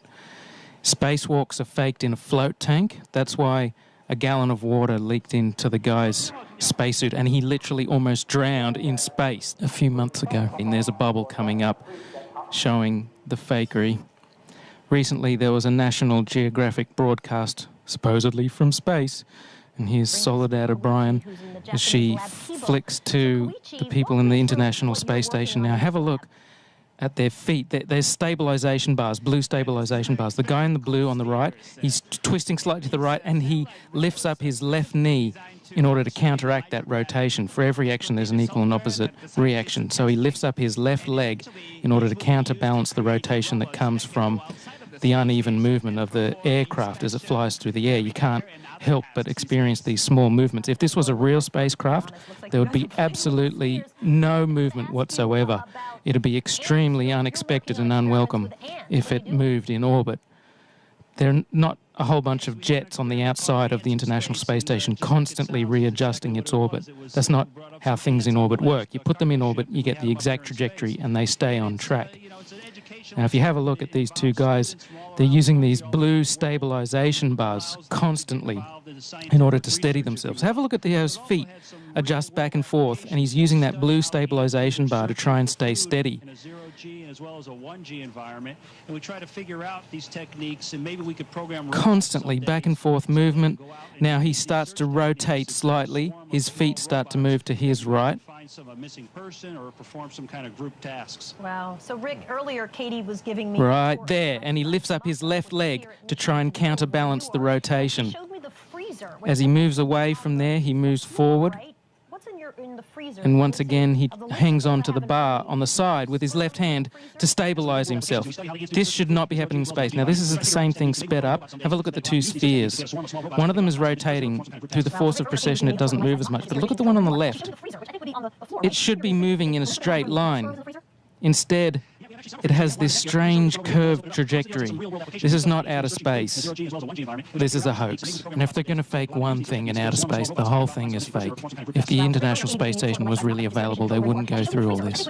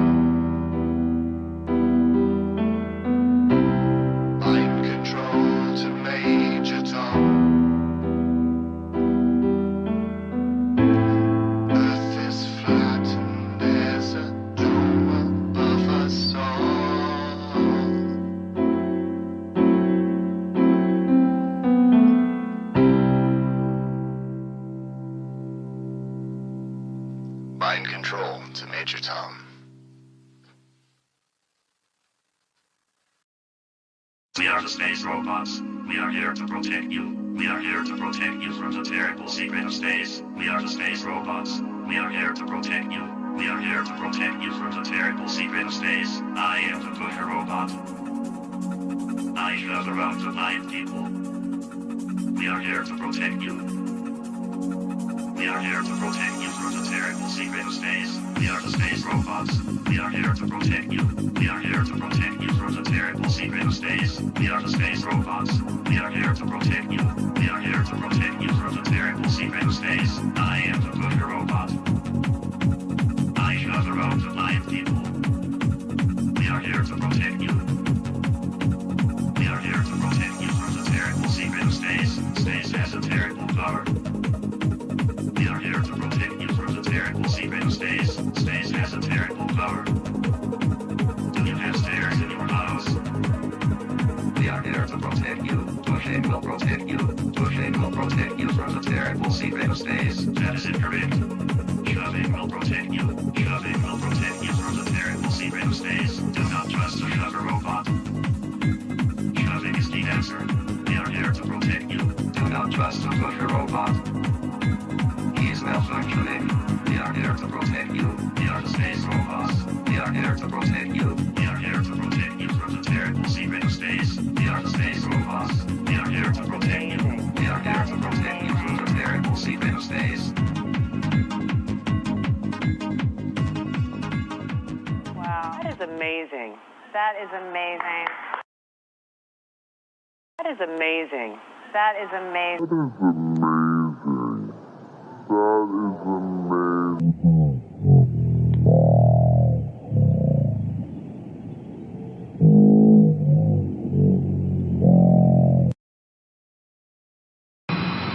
You ready? Okay, just keep telling me. Move back. Here we go. My hand looks like, oh, look at that. Yeah, oh. There we go. Yeah, that's good. That's good. Shows that I look like I have a floating head. I have a black shirt on, and it blends with the black background. So I'm just a floating head.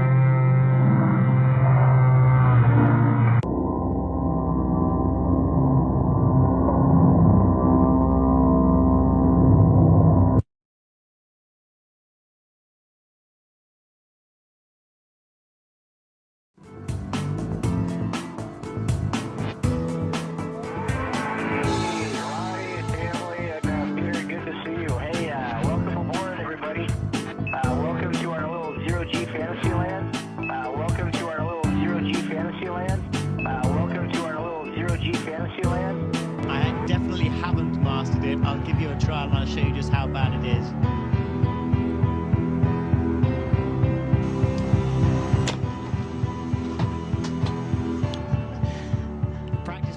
At first, this looks like a full motion scene to me, but on closer inspection, I think this is a suspended mode scene.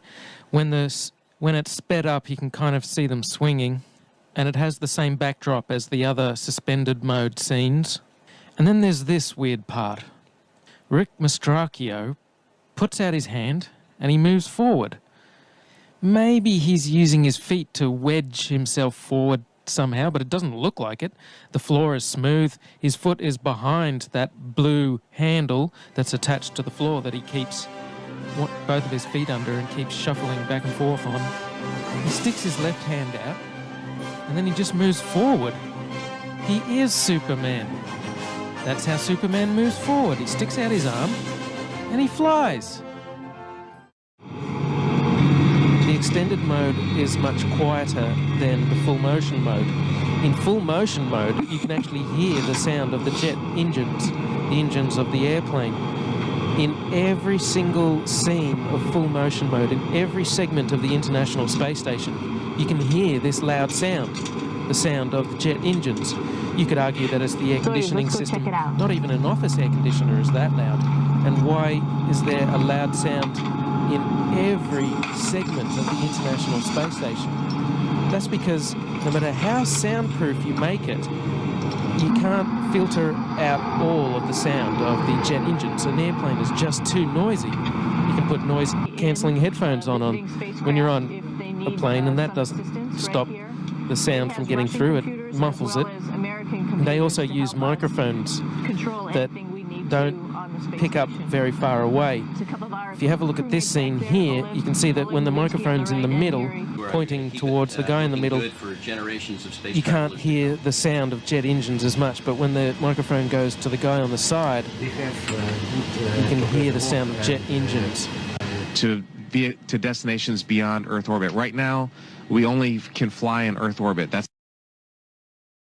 We only can fly in Earth orbit. That's the farthest that we can go. We only can fly in Earth orbit. That's the farthest that we can go. Tell me what it's like to be in space. What's it like to be in space? Well, it's a lot like being in the pool here. Leo Enright from Irish Television. The unmanned spaceflight website has coordinates for the landing that go down to something like 5 decimal points. I just wanted to confirm with you that that you do have those sort of coordinates. And am I reading those coordinates correctly when I see that it looks as though you've landed within 500 meters of the skirt around the mountain? That, I mean, you're really very close to the mountain at the closer end in the landing ellipse, and possibly within striking distance of the phyllosilicate trench. I can't confirm that. My estimate, I'm looking for somebody, yes, there's somebody in the audience here who has that in the tip of their noggin. We should have soon that estimate. The last thing anybody wants now is an emergency, but like everything else, they're ready for that too. Once the crew are on board, if it looks as if they're in danger, they get out and head down this tube, specially insulated against fire, and zigzagging down not to some point out and away from the rocket, but to an escape room exactly where you'd think it shouldn't be.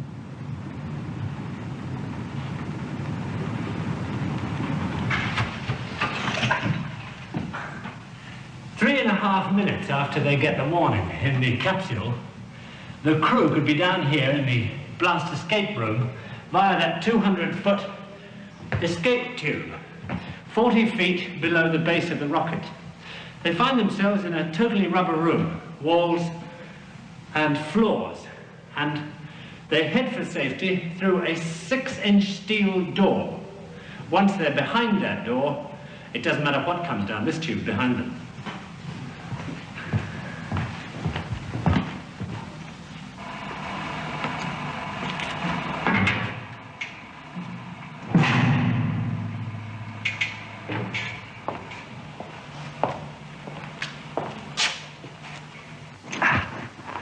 On this side of that door, the rarely seen blast escape room itself.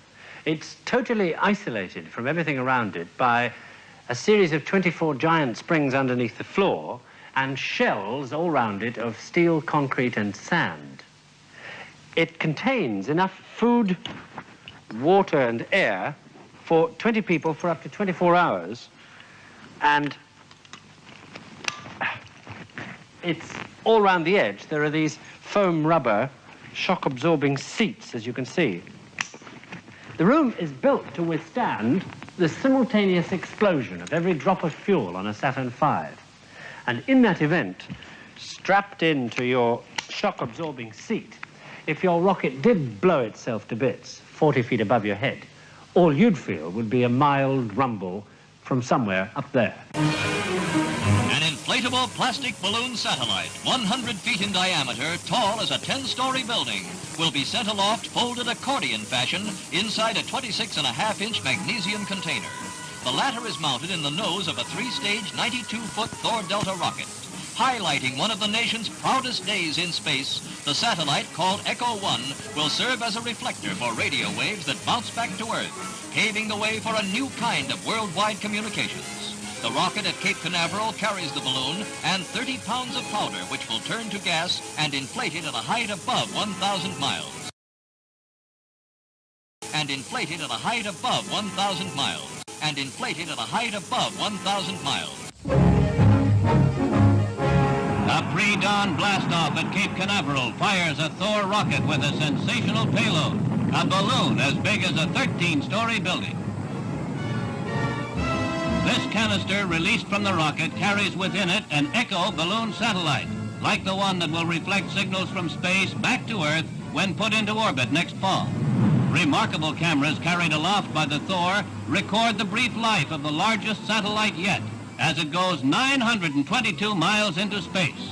The experiment is a complete success. Taking a look at supposed astronaut Scott Kelly wearing a gorilla suit, only CGI. Now again, clowning around in space with this garbage. They're going to pack up this phony tux. They're going to pack up all these cameras, a gorilla suit with that canopy, the guitar with Chris Hadfield, the chessboards, the phony baloney ball Earth.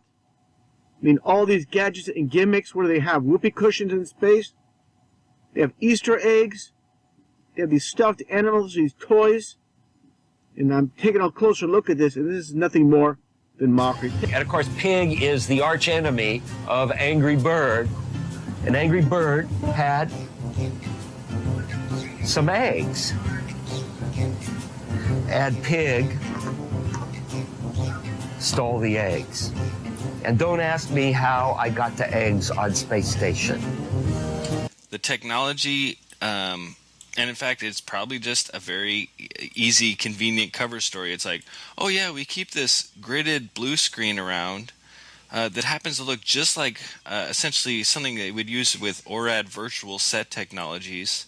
And we just keep it around so we can throw ping pong balls at it and stick them onto, a non-existent, whatever the excuse is. So water is also very dangerous on the space station because we have a lot of electricity. So we need to be very careful not to spill it. That is amazing.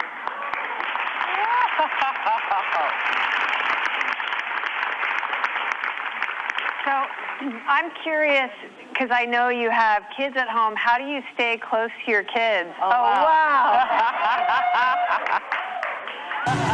So water is also very dangerous on the space station because we have a lot of electricity. So we need to be very careful. Just putting some hot water, squirting it onto my scalp. And I have a mirror here so I can kind of watch what I'm doing. Sometimes the water gets away from you. And you try and catch as much as you can. Wilmore will install a protective plate over that location that will be flush to the surface. When you looked up at the sky, could you actually see the stars and the solar corona in spite of the glare? We were never able to see stars from the lunar surface or on the daylight side of the moon by eye without looking through the optics. I don't recall during the period of time that we were photographing the solar corona what stars we could see. I don't remember seeing any.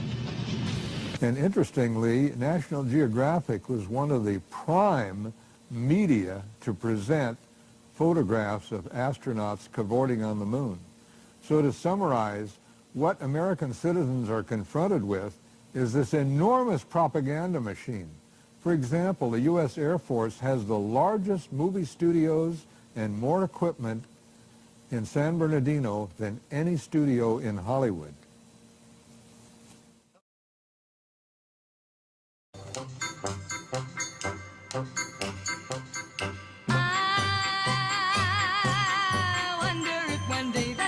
Say that you care, if you say you love me madly, I'd gladly be there, like a puppet on a string.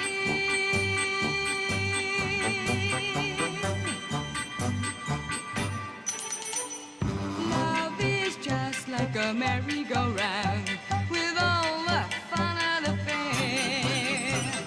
One day I'm feeling down on the ground, then I'm up in the air.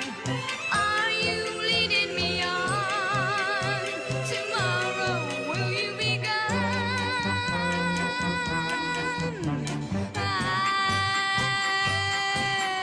wonder if one day that you say that you care. If you say you love me madly, I'd gladly be there like a puppet on a string.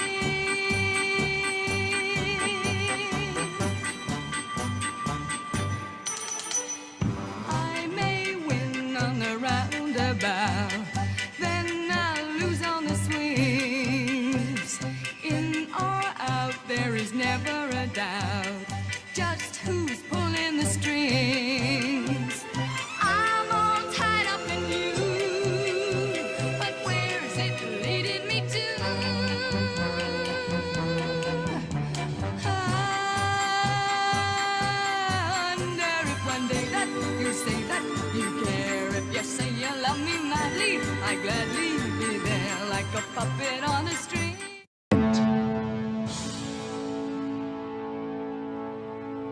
And again, run slowly.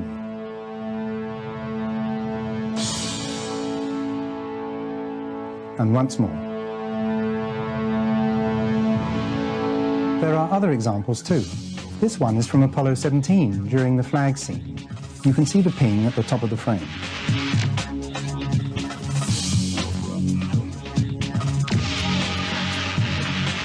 In this footage from Apollo 16, we have telltale evidence of a slightly floating or dangling effect at the jump salute location. It's as if the weight is being taken off the astronauts' feet just a second or so too soon. Compare that sequence with an obvious rehearsal rig. The dangling effect is very evident.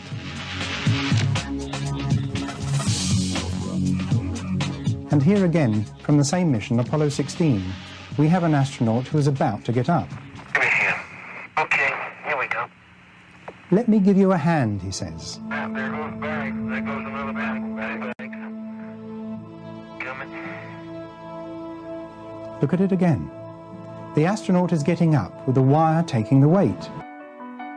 When I was talking with the gentleman from Belcom, and we were discussing the lie, everything he was telling me was different from what we were being told was the truth. And at one point I asked him, I said, man, you guys, you lied about a lot, didn't you? And instantly he said, no, we didn't lie about certain things. We lied about everything. None of it was true.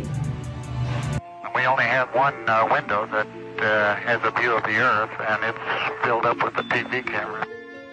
If the window was completely filled up with a TV camera, as he stated, then an astronaut's arm would not be able to get between the camera and the window, as it obviously does here in this outtake. South America becomes invisible just off beyond the Terminator or inside the shadow. You can also notice how the astronaut operating the camera reacted to the mistake by attempting to pan away from it. See white bands of major cloud formations across the Earth.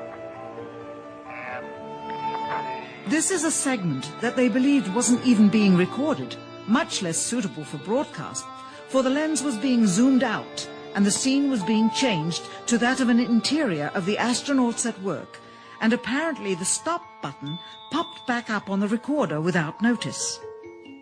Here is the diffused work light that they used to see camera controls, but not throw light onto the spacecraft's wall. Here they remove part of the crescent insert.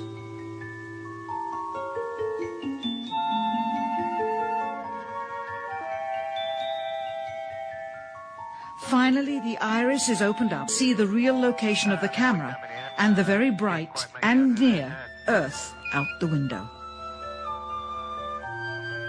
Here is the slate for the 19th of July. You're over, but I think it's a pretty good shot. How's that? Let me get the focus right. One more time. Okay, it's partially covering the rover, but I think it's a pretty good shot. How's that? Let me get the focus right. Sensors aboard will record radiation levels for scientists to study. We must solve these challenges before we send people through this region of space. We must solve these challenges before we send people through this region of space. Doesn't have it either. The Smithsonian doesn't have it. Johnson doesn't have it. Right. We've been unable to track it down. I mean, we don't know where this telemetry data ended up, and we don't know what path it may have taken. So, unfortunately, I'm afraid I can't really give you much of a clue as to where this data ended up and whether it still exists or not. Closer look at the supposed two images provided from NASA of Jupiter. Here's the problem again: 2016, 2014. What's the difference here? Well, the difference is they added the supposed auroras on the north. And this is nothing but a Christmas tree. Give me a break. Take a look here. I mean, all the clouds are in the same exact position. Just the 2016 image is a bit, I would say, darker. This is a bit lighter in 2014. Here's a side-by-side. I mean, people can't see what's taking place here with NASA. Nothing more than fakery. I mean, give me a break. This is a complete insult if you have a brain in your head. Droppo! Droppo, you rascal, where are you?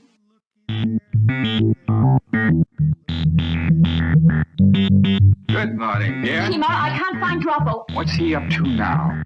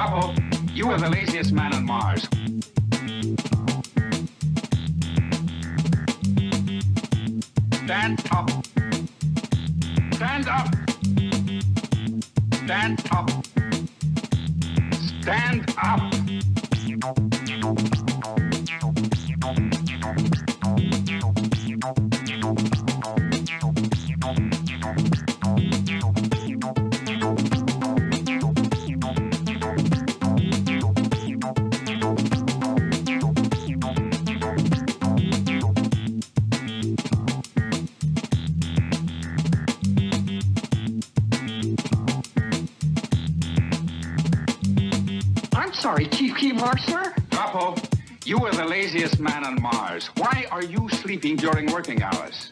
I wasn't sleeping, Chief. It's just that I haven't been able to sleep these last few nights. I forgot how. So I was just practicing. Well, I suggest you practice doing your work.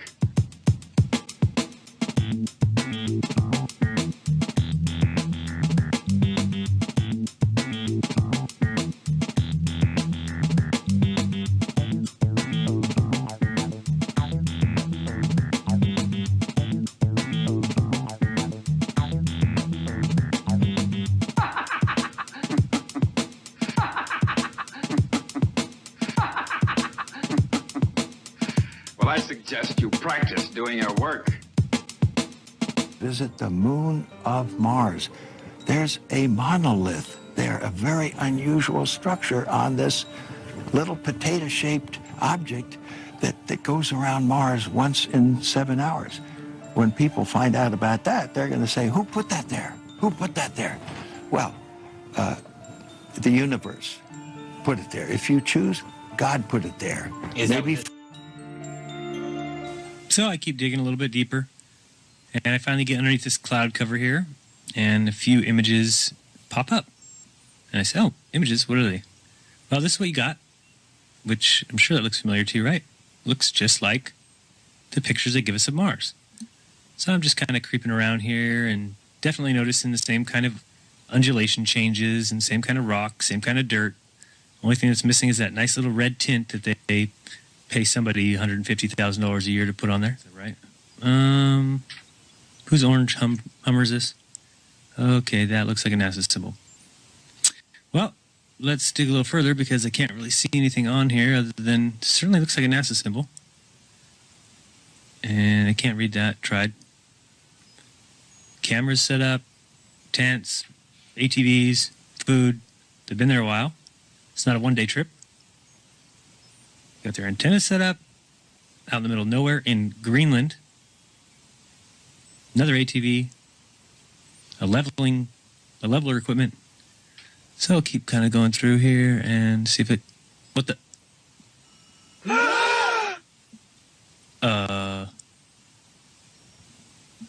Yeah. So, I think I found out where Mars is, guys. It's just about 1,000 miles north of me.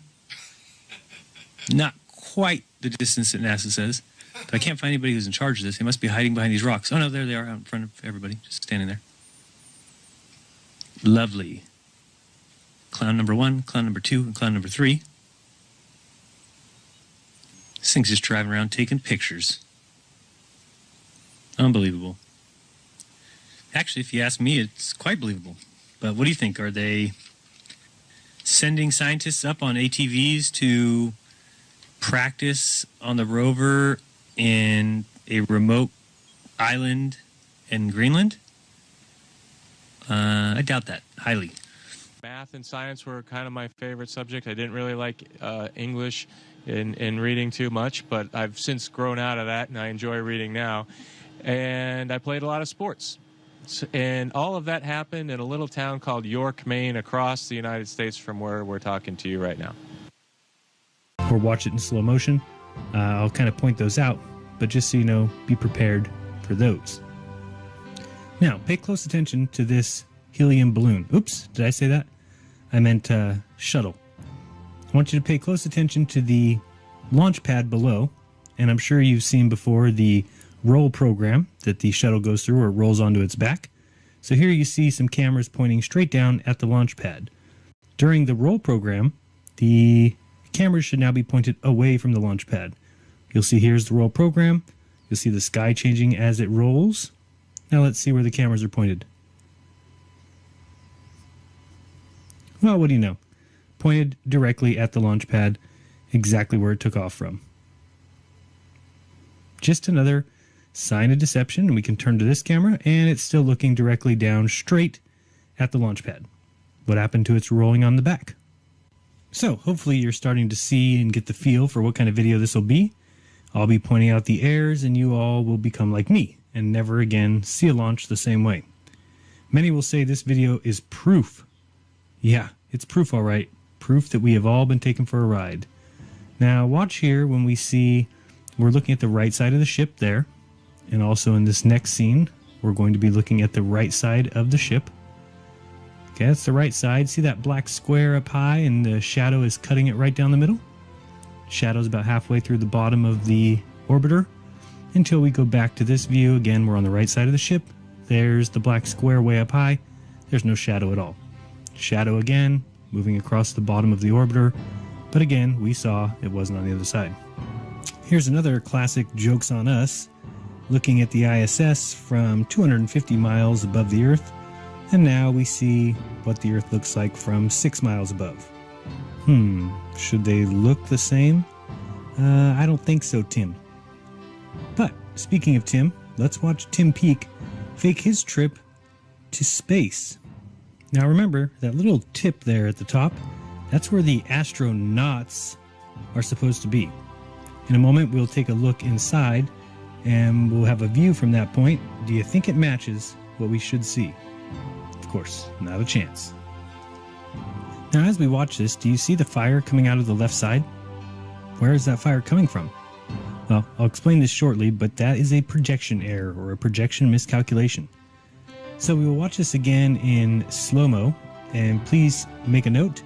When I do slow down a video, I want to let you know, so if you look into the upper left-hand corner, you'll see a little slow-mo icon, and that's the way you know that I've slowed something down. Again, we can look at the fire that is coming out of the left side of the rocket, certainly not coming from where it's supposed to be, and it'll slowly kind of disappear as the rocket turns. But I will show you that shortly and why I call that a projection issue. Now, we continue watching Tim Peake and his colleagues and fellow astronauts, Liza Lott and Loda Bull, and they continue on their little flight there. Now, right there, if you looked real carefully, you would have seen the white tip fly out. We're going to watch this in slow motion again because it is some horseshit. Again, if you just look at this part here, if that is flying up and out to space, why is it that the items that are falling when they're jettisoned are actually keeping up with the height of it? It's because by this time, the item is going down. Here we are in slow motion. You'll see the white tip has already popped out, and then we got a disappearing act followed by this thing speeding up and doing who knows what before these four things are jettisoned. It is some unadulterated deception, a crazy lie, and yet people believe it. You'll see there, you can still see the tip way down below everything else because everything is falling into the ocean. Indeed. Watch this again. So you got your white piece already down below. It's already been separated. The tip where the astronauts are, we get the disappearing act, then it flies forward, then you get the jettison. And what do you know? Deception wrapped up in a pretty little bow. Here we're going to watch it just one more time so you can see right here as we pause it at the disappearing act. Where did everything go? I don't know. Guess they went to orbit or space or something. You know how that goes. And then it comes back. And again, how do you spell deception? N-A-S-A. Here we got the three gentlemen in the tip. Now, see if you follow me here. Remember that thing took off standing upright and then leaned forward or leaned back, whatever, because then it was going in a straight formation. Now see this little thing that they've got hanging from the ceiling? It's supposed to tell you when they actually hit the zero gravity because it starts floating. Well, how is it hanging that way? Those are the way they sit when they take off. So wouldn't they be faced forward now that the tip has popped off and they're going vertical? Well, one would think so. But you'd be wrong because this is just another example of nonsense. Same thing with the little shadows that are in there, but mostly this thing hanging down, how would it be hanging in that exact formation if that's the way they took off? Another sign of a lie, of some bullshit. Sorry to say, NASA lies to everyone. Here in a second, we're going to actually see this craft hit so-called gravity. You'll see that pen jump up and watch where it ends up. Now, pay attention to kind of where it's at on the seatbelt there. The part where the ink would be was kind of right up high there under his armpit. So do keep an eye on that little dangly doohickle there. It is going to be important if you look at its location. But it will start acting strange here momentarily, as if this whole entire scene is not strange. But we'll be able to see here in a moment what that pen starts doing. It'll start to almost shake violently right about now. So watch this.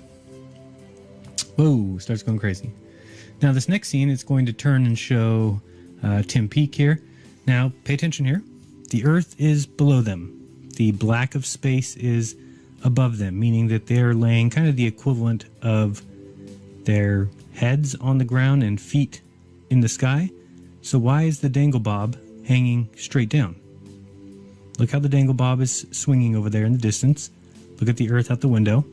It doesn't make any sense. I'm not that smart, but I'm not that stupid. Now here they are getting ready to enter zero gravity. So we'll be watching the pen and thinking about the lowest it can hang. So right now we see it kind of still in that armpit area. And what's going to happen here is when they do hit the so-called gravity line, I don't know, you're going to see that pen take a jump and then end up lower than it should possibly be able to. There you go. Look how low that is. And low. See that? Paused it there for you. We'll watch it again in slow motion.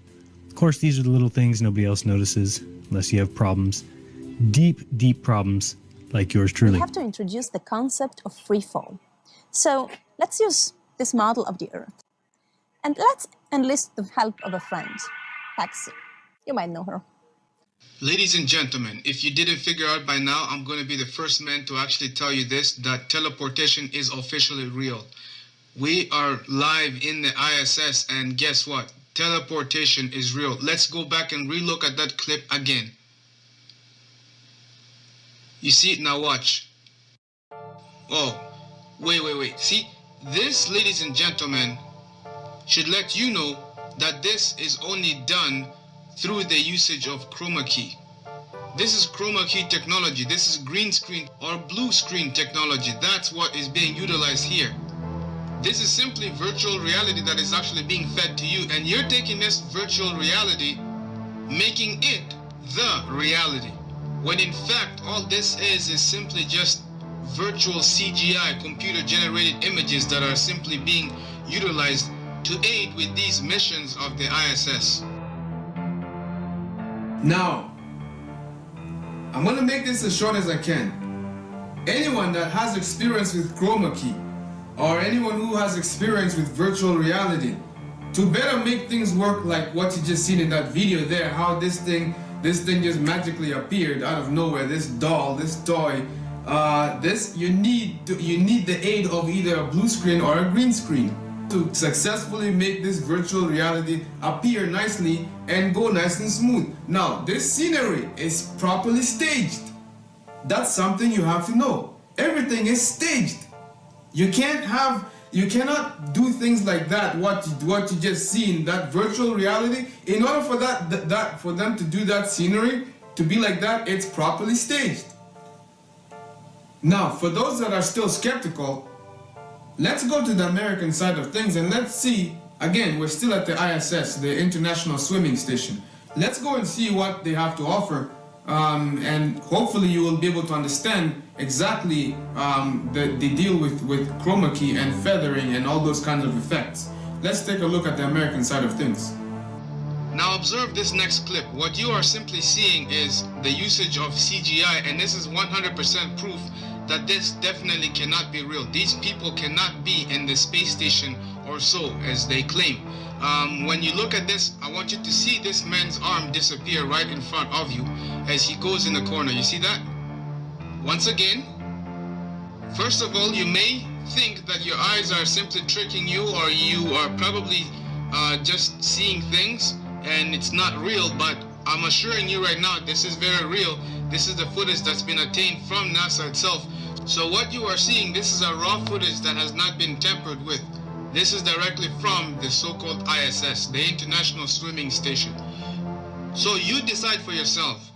If we have the technology to build the space station and have people go and live in the space station for months and months at a time, and they are there constantly reporting back to Earth the things that they are finding there, then the question is, why go through all this trouble as far as faking the space station itself?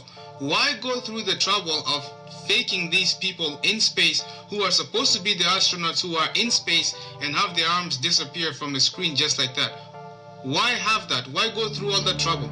In addition to this, let me point out to you that they've done a sloppy job that allowed them to be busted once again. So the question is, will you trust these people? Are they trustworthy?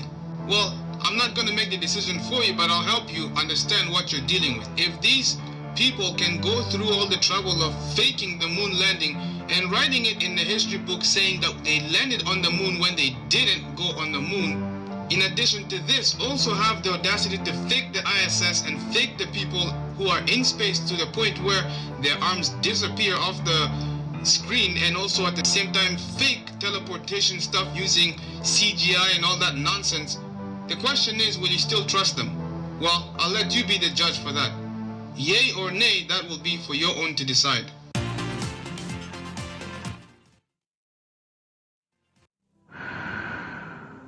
So this has been something that's been nagging away at me for quite a few weeks now.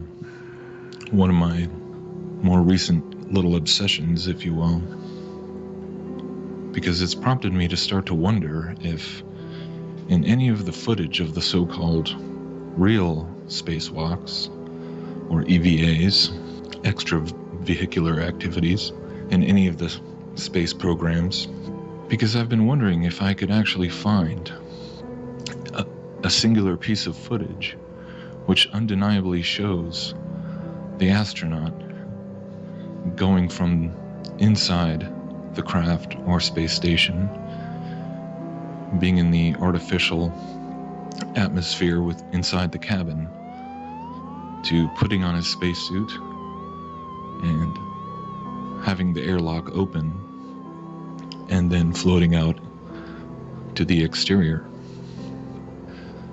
You would think that this would be a simple enough piece of footage to find.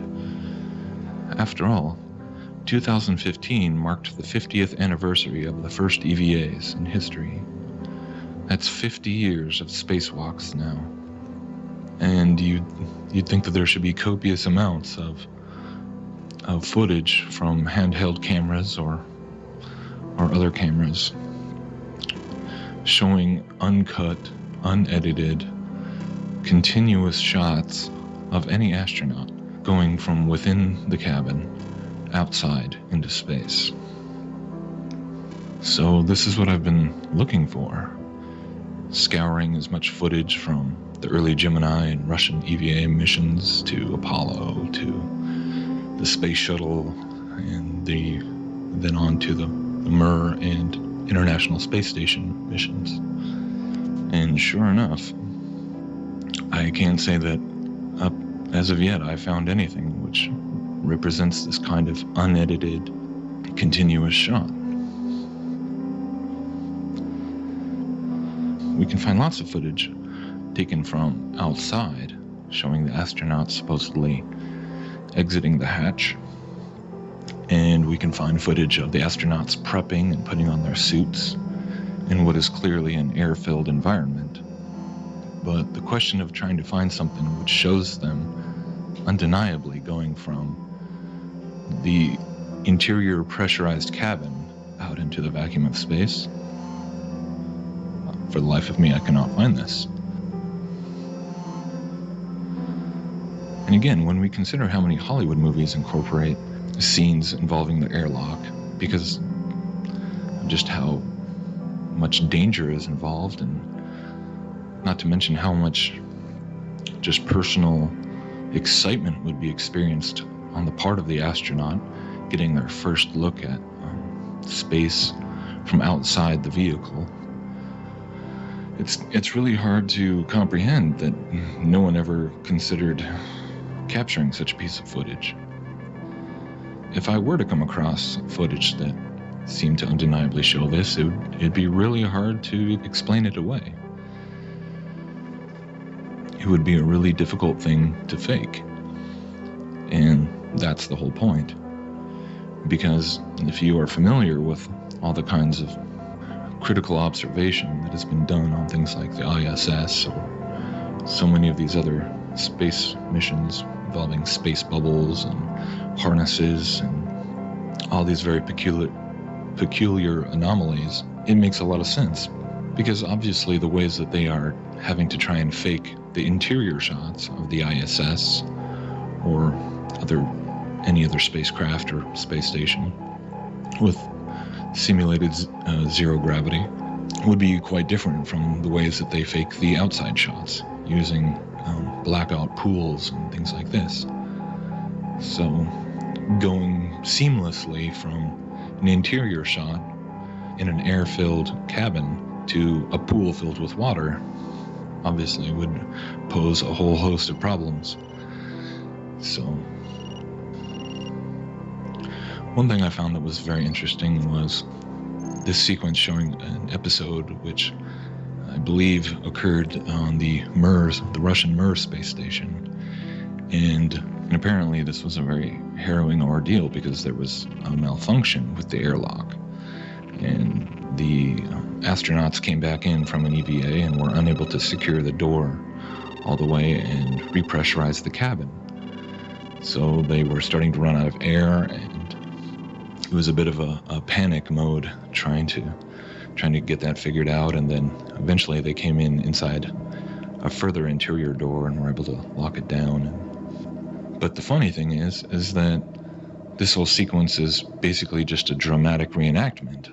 We don't actually see the real footage of this event, and you can tell pretty easily that it's a reenactment because of all the camera shots that are focusing directly in on their helmets, and even in the reenactment they're showing that the people inside the space station and people down at mission control have cameras inside the airlock who can see, who are watching what the astronauts are doing. So you would think that the real live footage would be perfectly available from all kinds of angles and would make for a much more realistic portrayal of this event. So the question is, why would they reenact the whole thing if instead of just showing the real footage?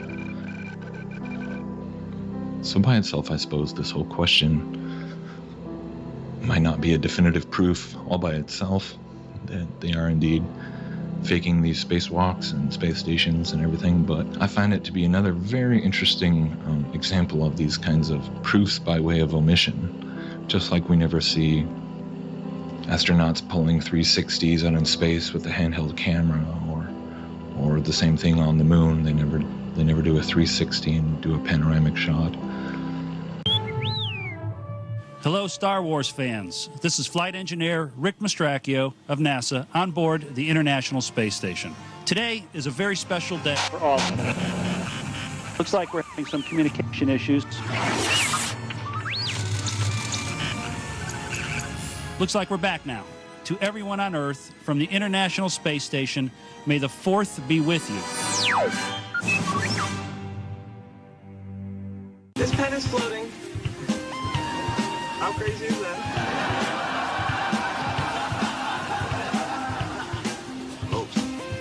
You realize you just laid your ass off to your wife and your mother. You don't have to shout, Raj. It's not like I'm an astronaut floating around in outer space. So wait, I am.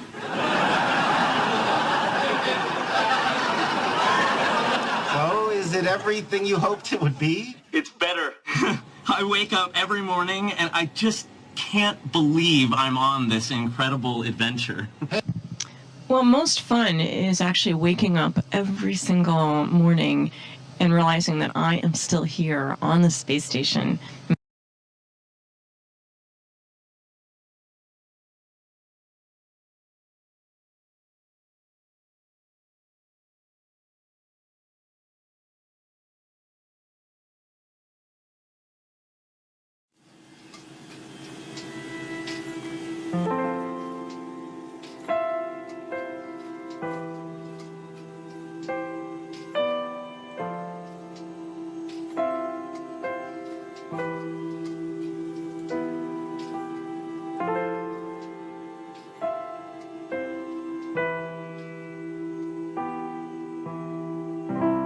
Ground control to Major Tom.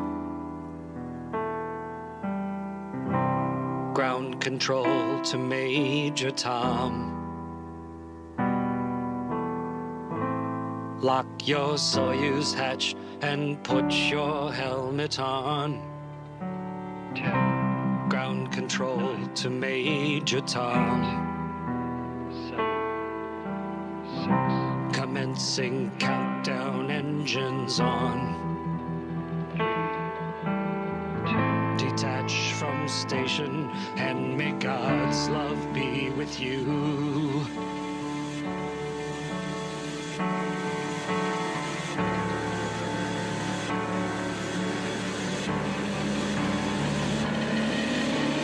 This is ground control to Major Tom. You've really made the grade, and the papers want to know whose shirts you wear. But it's time to guide the capsule if you dare.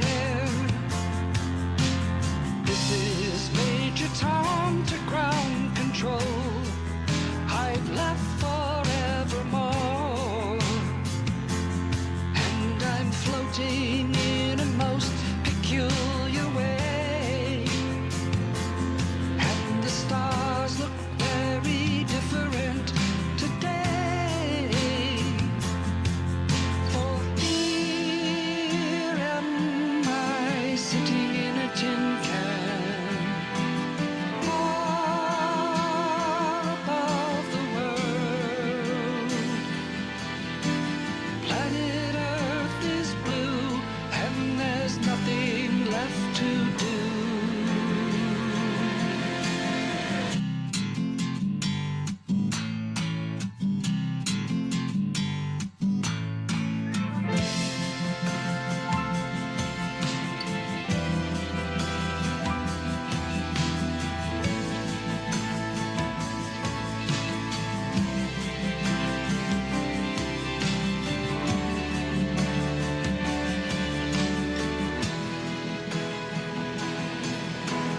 Though I've flown 100,000 miles, I'm feeling very still. And before too long, I know it's time to go. Our commander comes down back to earth and knows. Ground control to Major Tom, the time is near. There's not too long. Can you hear me, Major Tom? Can you hear me, Major Tom? Can you hear me, Major Tom? Can you hear? Am I floating in my tin can? A last glimpse of the world. Planet Earth is blue, and there's nothing left to do.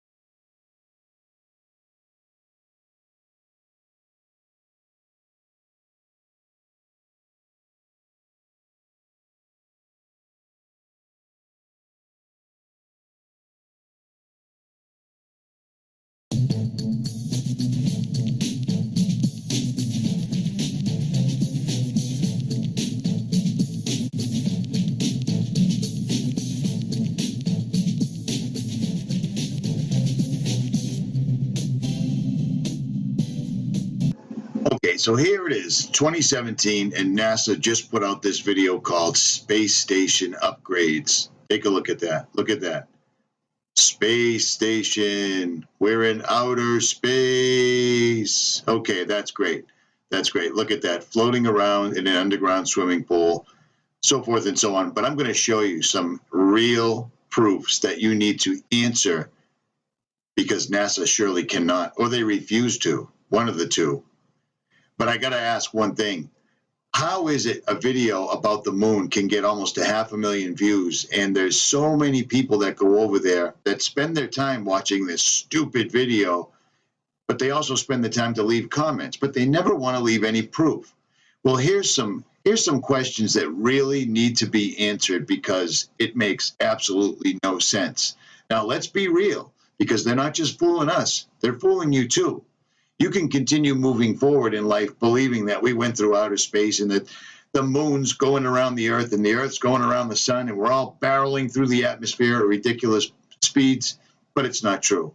And they tell us that very often. Look at this little piece from Harvard right here and tell me what you see. Now let's start with Harvard real quick. This is Harvard's own website. See, Harvard Solar Engineering Research Program launches now in 2017. But let's take a look at the picture from outer space. Do you notice anything odd about the horizon? Just real quick. That's their own footage, but I digress. Here's some more video from Harvard, which is from NASA. But do you notice anything strange in this picture? You see the sun coming up way over there, and you see the Earth right here? This is Harvard putting it right in your face. Just look at this real quick. I'm not going to say anything like flat Earth or globe Earth or anything, but look what you're seeing right now on Harvard's website from NASA. One more time. Look at this. Do you see that? Look at that. That's weird. Let's slow it down for the skeptics. Once again, Harvard through DC. Do you see the sun coming up over the Earth? Wow, that's queer, huh? Indeed. Okay, so real quick, let's listen to the first landing on the moon, July 20th, 1969. Maybe it's not the first, but let's listen to the moon landing, July 20th, 1969. Let's listen to them as he's talking back and forth to Houston as he's landing on the moon. Hello, Eagle, Houston, we're standing by, over.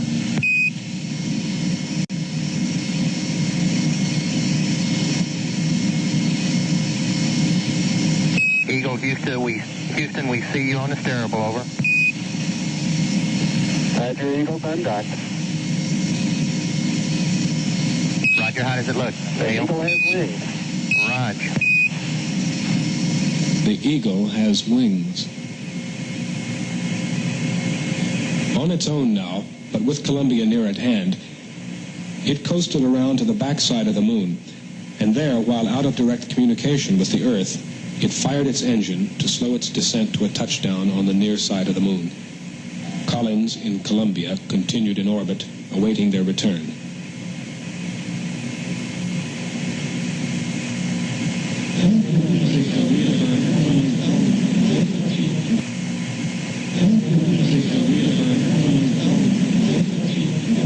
Okay, all flight controllers, gonna go for landing. Retro. Go. Fido. Go. Guidance. Go. Control. Go. Telcom. Go. GNC. Go. Ecom. Go. Surgeon. Go. Capcom, we're go for landing. Altitude 4,200. Houston, you're go for landing, over. Roger, understand. Go for landing. 3,000 feet. You're looking great. How you doing, Control?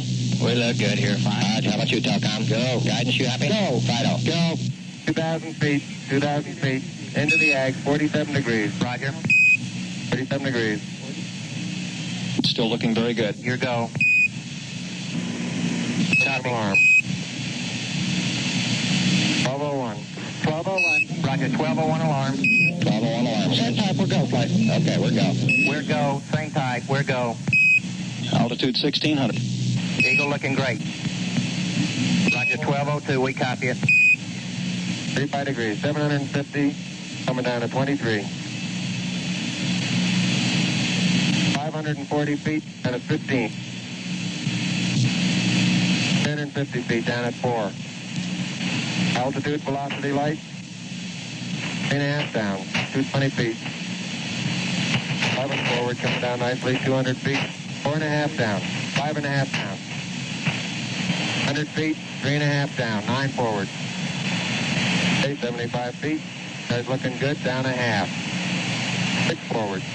60 seconds. Lights on, forward, forward. 40 feet down, 2.5. Picking up some dust. Straight shadow. 4 forward, drifting to the right a little. 30 seconds. Forward, drift. Contact light. Okay, engine stop. We copy you down, Eagle. Houston,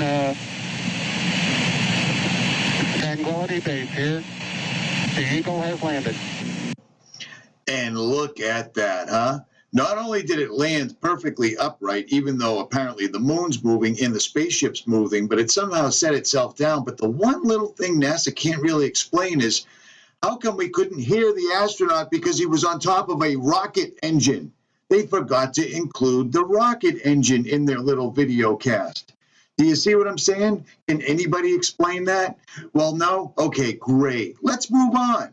Everybody loves to roll out people like Michio Kaku or Neil deGrasse Tyson whenever there's any type of doubt about the moon landing, the flags, what the flags were made out of, the crater that's not there from the lander that should surely be there, because this is representative. See these large nozzles? That's a rocket engine. It's not a jet engine. It's not an engine like in a car. It's not an engine like in a boat. It's a rocket engine. And this is what a rocket looks like, going up or landing, no matter what. But this is what they present us with.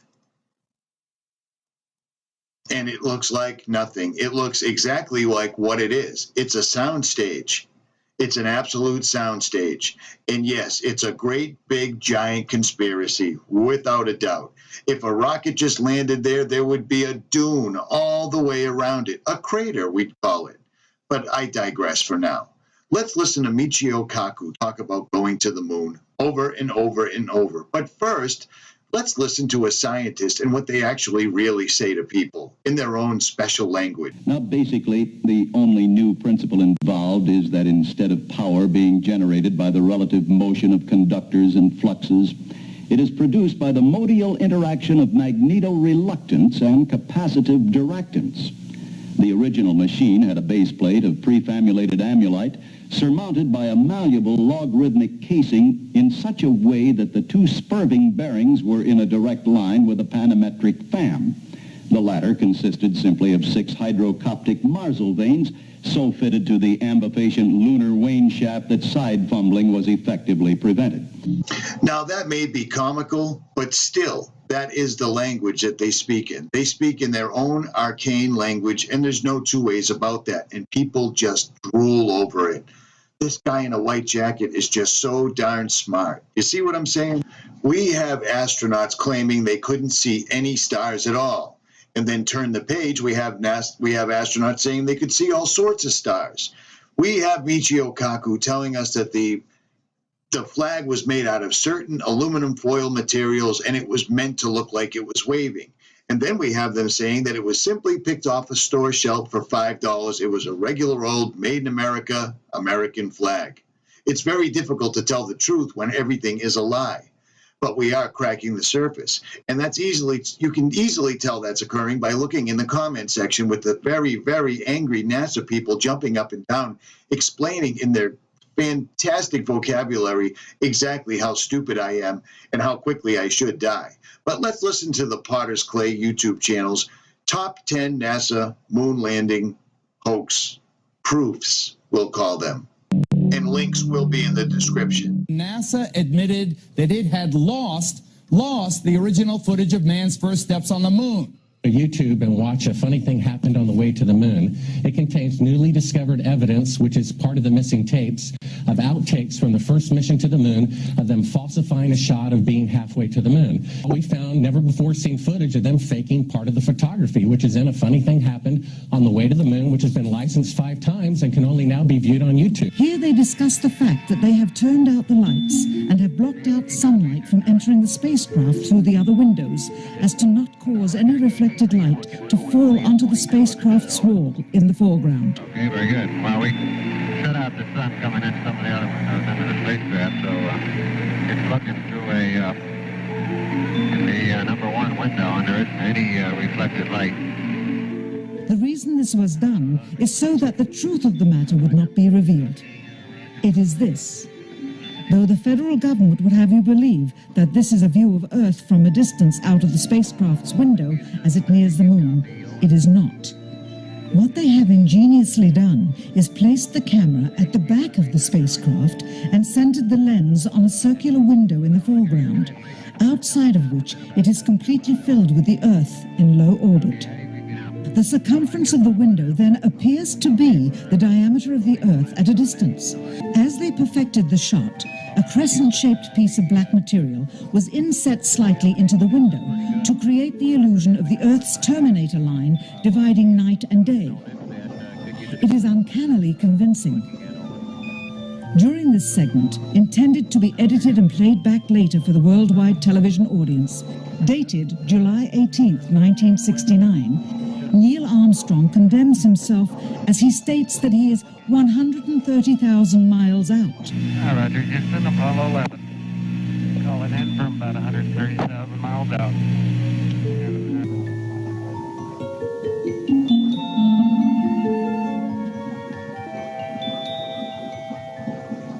Finally, the iris is opened up and you can see the real location of the camera and the very bright and near Earth out the window.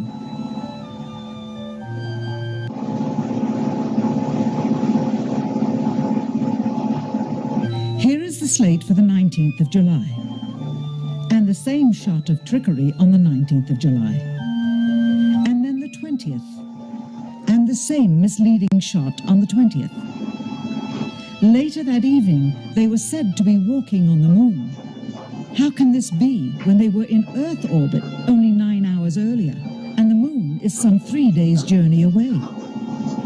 So I took a year and I traveled across the country, and folks, I've actually posted it on YouTube. It's called Did We Go?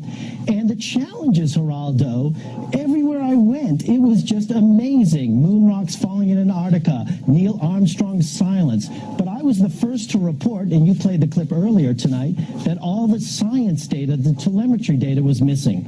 Now, Geraldo, for NASA to come out and say that all the tapes were erased, I mean, it's incredible. Geraldo, this isn't just one tape. This is reams of tape labeled Apollo 11 moon landing. Someone had to physically go and erase it. It's very challenging to try to prove we landed on the moon, and it shouldn't be challenging. That should be there. There should be plenty of evidence. Now, in this video, he shows really, in a common sense fashion, if you have a girlfriend or if you have a spouse, you realize how much hair ends up in the bathroom, ends up in the shower. Yet on the International Space Station, apparently there's no rules at all. You can be in terrible shape, still go up to the space station. You can have your hair hanging out absolutely everywhere. This is obviously fakery, and it's not even good fakery, to put it bluntly. It's so ridiculous how often you can catch these people lying, and then how often you can catch the CGI. It's just beyond pathetic. I'm going to leave links in the description so you can keep following this, but the Potter's Clay YouTube channel does a phenomenal job in my opinion, and he doesn't have enough followers. At any rate, Richie from Boston, here's just a few for all of those people that can't seem to wrap their head around it that their government lies to them. Actually, let me throw in 2 more real quick. Now, in 1986, I was what? I think 19 years old, okay? Is that right? 67? Whatever. I never said I was a mathematician. The problem is I remember this happening, and everybody was so broken up. But if you put just a little tiny bit of effort into it, you'll find out not only was that explosion a hoax, none of these people died. And the way you can tell that none of these people died is they're all still alive and easily identifiable. And as a matter of fact, most of them didn't even change their names. And all of them have prestigious jobs, exactly like you would suspect they would after being involved in an enormous hoax like the Columbia exploding. You see what I'm saying? The Challenger, my mistake. It's hard keeping all this stuff straight, just to tell you the truth. And I don't do very much editing. But I digress. At any rate, listen to this. The shuttle Challenger exploded about 74 seconds after takeoff, killing all 7 astronauts inside. Or did it? It turns out that 6 of the 7 are still alive and kicking today. Ellison Onizuka claims to be his identical twin brother, Claude. Yeah. Now, I know a lot of you guys are really good at the detective work. Look at these people. Look at their expressions. Look at the facial bone structure. It's clearly and obviously them. And that's how the elites work. They love letting us know that they pulled stuff off. because there's no consequences. They can simply just smother the rumor with the media that they bought a long time ago. Moving on. I've got an identical twin brother, Claude, too. The Challenger pilot, Mickey Smith, hasn't even bothered changing his name. He's now Professor Michael J. Smith of University of Wisconsin. Now, Krista McAuliffe was a bit of a sneaky one. She was the Challenger payload specialist, quite famous for being a teacher. It turns out during her astronaut days she was using her middle name, Krista, and now she goes by her first name, Sharon, and she's a Syracuse law professor. The Challenger commander, Francis Richard Scobie, is now Dick Scobie, which sounds like a rather unpleasant disease, the CEO of Cows and Trees Limited. Judith Resnick, the Challenger mission specialist, again hasn't even bothered changing her name. She's a professor at Yale Law. And finally, Ronald McNair, another Challenger mission specialist, claims to be his identical twin brother, Carl McNair. What are the odds? Now look at these people. Look at the space. Look at the upside-down pyramid that forms on her forehead, and it's still right there. Look at the smile, the dimples, the nose. The same thing with this handsome fella. Look at the lazy eyes. They're right there. Look at the width between the eyebrows. It's the same thing. It's exactly like the crap they pulled in Sandy Hook, where people played multiple, I'm a grieving father, but I'm also a SWAT team member. You see what I'm saying? They love jamming this in our faces because most people are too busy looking at their cell phones, paying their bills, or not raising their children. It's a busy time to be alive. Now, here's another thing that I almost forgot, and I just made a comment about it not too long ago. This is explained by Michael Straub YouTube channel. The link will also be in the description. In order to reach the moon, astronauts had to pass through what is known as the Van Allen radiation belt. The belt is held in place by Earth's magnetic field and stays perpetually in the same place. The Apollo missions to the moon marked the first ever attempts to transport humans through the belt. People contend that the sheer levels of radiation would have cooked the astronauts en route to the moon, despite the layers of aluminum coating to the interior and exterior of the spaceship.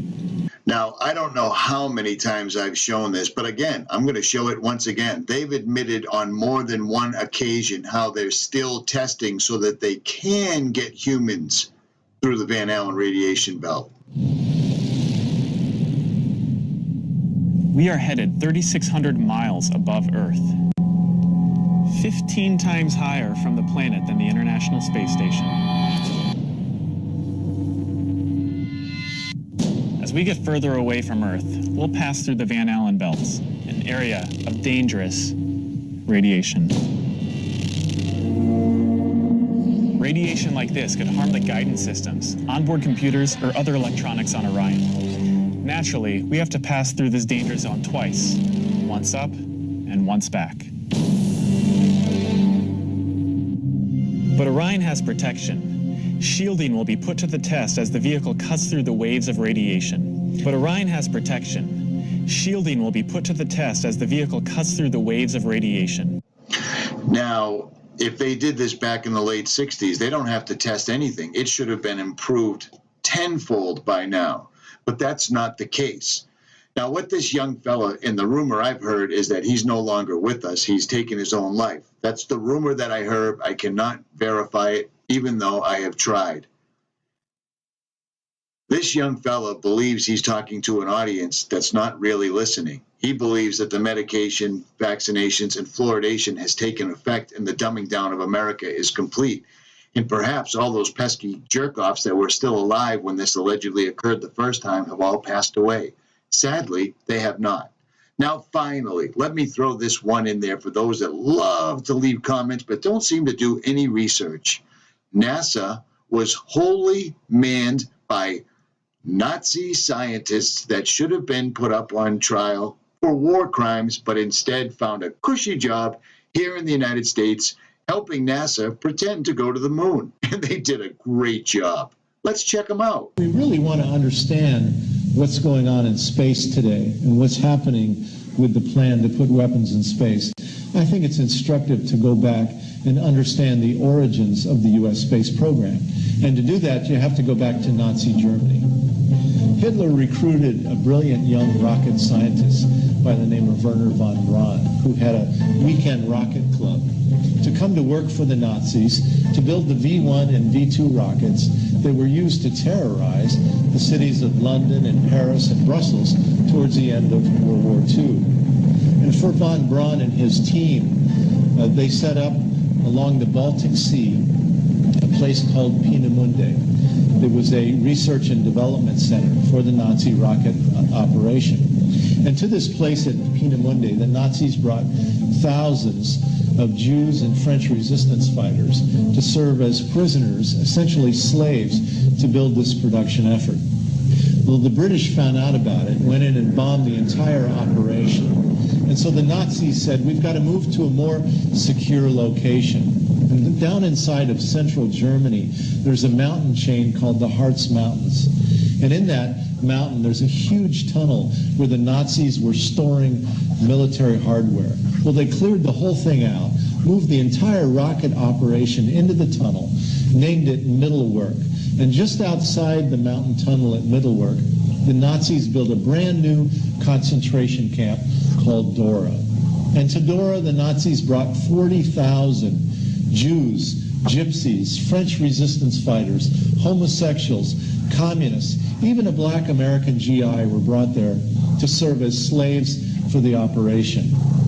Well, you know, immediately after the war, the U.S. and the Allies created the Nuremberg trials, at which time we brought the Nazis to justice for their crimes against humanity. But 1,500 of the top Nazis never went to trial. They were smuggled into the United States by the U.S. military under a program called Operation Paperclip, smuggled in through Boston and West Palm Beach, Florida. And Werner von Braun and his rocket team, 100 of them, along with 100 copies of the V-2 rocket, were sent to Huntsville, Alabama, where von Braun became the first director of NASA's Marshall Space Flight Center. What's interesting is the other 1,400 Nazis. Who were they? Well, some of them were brought to the United States to work for the CIA. Others were brought to the United States to do the LSD drug experiments and the MK Ultra mind experiments during the 1960s, where people were jumping out of windows. Some of the Nazi scientists that in Germany had been taking Jews and putting them in freezing temperatures to see how the body would react to that were sent to Wright-Patterson Air Force Base in Ohio. They were put in charge of the U.S. military flight medicine program. And so when you take 1,500 of the top Nazi scientists and essentially seed the military-industrial complex, the question I have is, do they bring with them an ideological contamination? And this is Werner von Braun's headstone. And it looks like Mr. Braun was leaving us a little clue right there in the form of Psalm 19:1. And according to the King James Version, the heavens declare the glory of God, and the firmament showeth his handiwork. Any other questions or comments? You really may want to understand that some of us have looked into this to the nth degree. I was a firm follower of space, NASA, and all things star, planet, other galaxy related my entire life. Until one day, while looking through a telescope, I realized what I was looking at was not what they described to me whatsoever. Stars in no way are smaller, more distant suns, because if you work out the math for light years, we would be seeing things that were either there a long time ago or haven't even been there yet. This is a star through a telescope. Everything they have told us is a lie. And in my opinion only, I'm not pushing this on anyone, this is what I believe, they are simply and only trying to hide God. And I also firmly believe the reason they built CERN is because they can't go up. So they're going other dimension. And that's it. They're basically kicking the side door out of the firmament because they can't go up. At any rate, all the links will be in the description. This is Richie from Boston, and I'm out. And one more time for the rest of the class. This is Harvard's website. This is a picture of the sunrise over the Earth from NASA. Do you notice anything that's missing? Exactly. They didn't use the fisheye lens this time.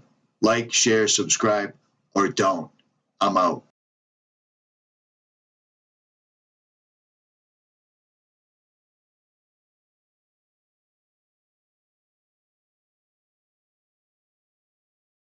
This is a Reader's Digest version containing many of the interesting parts of the Flat Earth theory. For those who have already started seeing things with new eyes, it will be mostly a recap, but there could be a few new angles you haven't looked at. For the rest of you who are new to this, the first question is invariably, is this a joke? Because it's a joke, right? And that's where we start, because it's one of our two basic childhood facts. 1 + 1 = 2, and the Earth is a globe. We're taught this before almost everything else, and that right there should give you a clue on how serious this secret is. But for those who have forgotten their history, here's the modified Men in Black version. For the first 4,000 years of our civilization, we believed that the Earth was a flattish disk surrounded by a solid dome barrier called the firmament.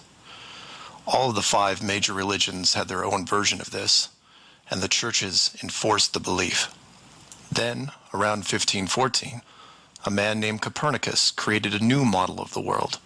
He stated that if the Earth was spinning around 1,100 miles an hour and circling the sun at 60,000 miles an hour, the world was then round. And while the math more or less worked, there was a problem. It was 1500, and the technology to prove such a theory wasn't there. The first balloon to carry people wasn't invented until 1760. Sailboats were the only travel over water, and the fastest thing on land was a horse. But the new worldview was promoted and took hold. The religions adapted to handle the new reality, and life moved on. More importantly, the globe model was quickly introduced into the education systems. Over the next 500 years, the challenges to this model faded, to the point where the globe was accepted as universally as physical laws such as gravity. Read that again if you didn't absorb it. For 20 generations, people believed that the Earth was round because there was a globe in every classroom they sat in. There was no proof. Hundreds of years went by, and still civilization had no way of proving the theory. Planes were invented around 1900, but until 1957, nothing could go high enough to give a true perspective of where we lived. And that's when everything got strange. The United States and Russia both sent up rockets high enough to take decent pictures, and what they saw scared them a great deal. How do we know they were extremely concerned about the sky? Because the US and Russia immediately started firing nuclear weapons straight up, and they kept firing for the next 4 years. A few things to keep in mind here. First, this was now 1958. Nuclear weapons were very expensive and hard to come by. These also weren't those nominal yield 20 kiloton toys we used on Hiroshima. This was high kiloton to low megaton, and we couldn't get them up fast enough. And the strangeness continued in other places. In 1959, only a year into the atmosphere bombardment, 10 nations, including the United States, made Antarctica off-limits to any colonization. A treaty was put in place, and to this day remains intact. Over 50 nations now have signed off on this treaty. Do you know any treaty that has lasted that long between all industrialized nations? Moreover, do you know any piece of real estate in the world that is owned by no one? You would think at the very least one of the large oil companies would use their huge financial resources to explore this region, and yet they don't even petition the idea. The short version of the discovery is this. By 1958, the military had discovered the very solid upper and outer edges of our world and had to create a way to put up do not enter signs without looking obvious. It was tricky, but if there is one thing I have learned about the authority, it's that nothing is left to chance.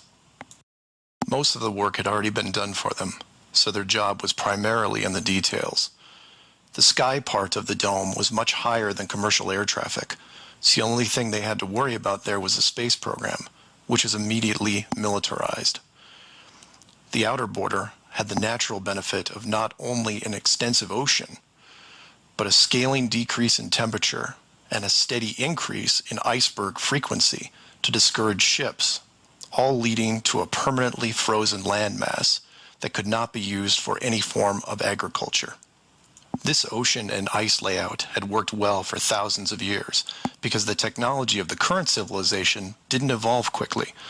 Sailors avoided cold weather seas whenever possible, and oxygen levels get low enough to harm people, even on high mountains. The brilliance of the design comes in the simple fact that human males are corrupted by power. Corruption so total, in fact, that they would rather hide the world itself rather than risk their power on it. You could theorize that kings and popes were told of the world a long time ago. Maybe an ancient scroll or book. Perhaps an interdimensional being told the tale of what the world looked like. But this was all but dismissed because even the most powerful leaders of the day couldn't reach the borders. And if they couldn't, what chance did the general public have? It's one thing to be told of the giant impenetrable dome, but it's a whole different animal when you finally stand right next to it. Then the tough decisions have to be made. Do we keep the secret? And how far are we willing to go to keep the status quo? Once they decided to keep the secret, no expense was spared. The rapid progression of rocketry science had to be addressed quickly, and so the moon missions were created. Matt from the NASA channel was right in his thinking that you needed the moon mission event to stage a picture of the Earth from deep orbit, and that couldn't be more true. Establishing NASA as the frontrunner of space exploration also diverted people who would have otherwise created their own space companies for profit. The best engineers, technicians, and pilots were recruited to the NASA space program. Once there, they were compartmentalized on a need-to-know basis. The astronauts know of the deception and are sworn to secrecy under the penalty of whatever motivates them. Private space programs are discouraged, sabotaged, or absorbed into the NASA fold. Private sector spacecraft are just not going to be allowed for several reasons. The most obvious is the collision with the dome itself. The telemetry data from such a mission would show an impact failure at a certain altitude, and if repeated, would raise questions NASA just isn't prepared to answer. There are 3 perpetual questions about our world that can't be eliminated, but avoided at all costs. These are the questions you should ask yourself and others if this protective layer is going to be lifted. I'd like to preface this with a thank you to Max Malone, a conspiracy hardcore who has a knack for boiling down debates to a single paragraph whenever possible.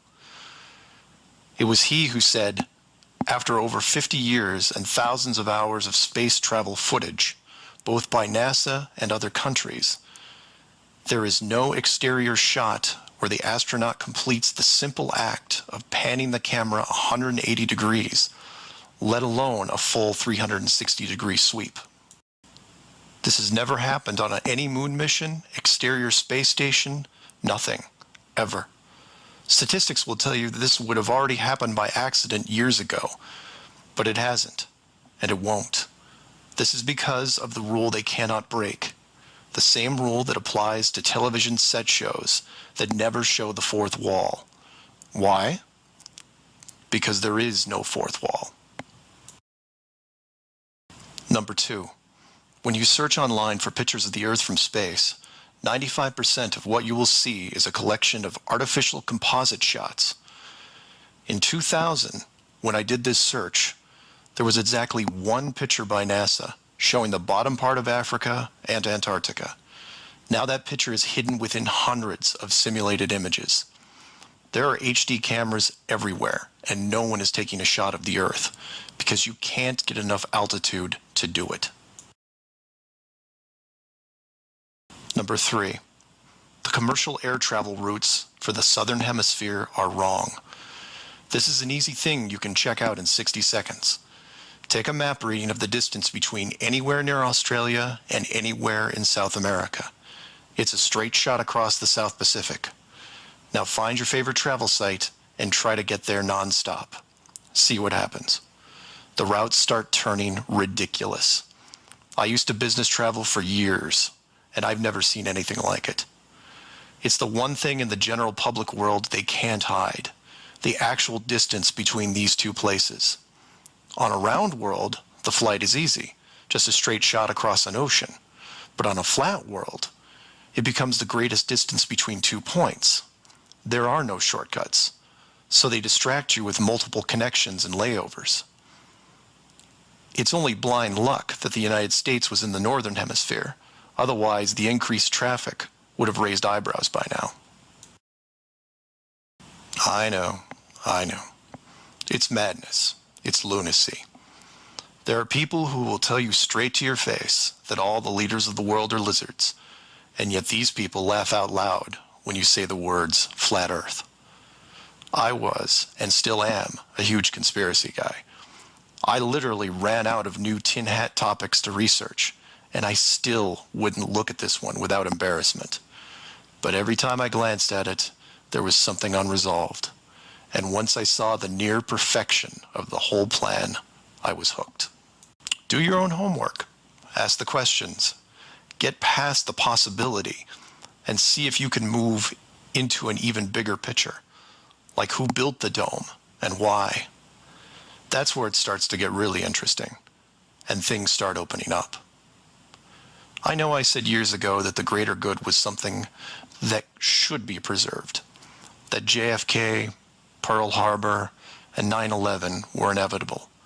I still believe it, and I understand the decisions. The globe illusion, however, has run its course over the last 500 years. It's time to start again. If that means we end up getting the attention of who or what created this place and force the reset of the world, is that such a bad thing?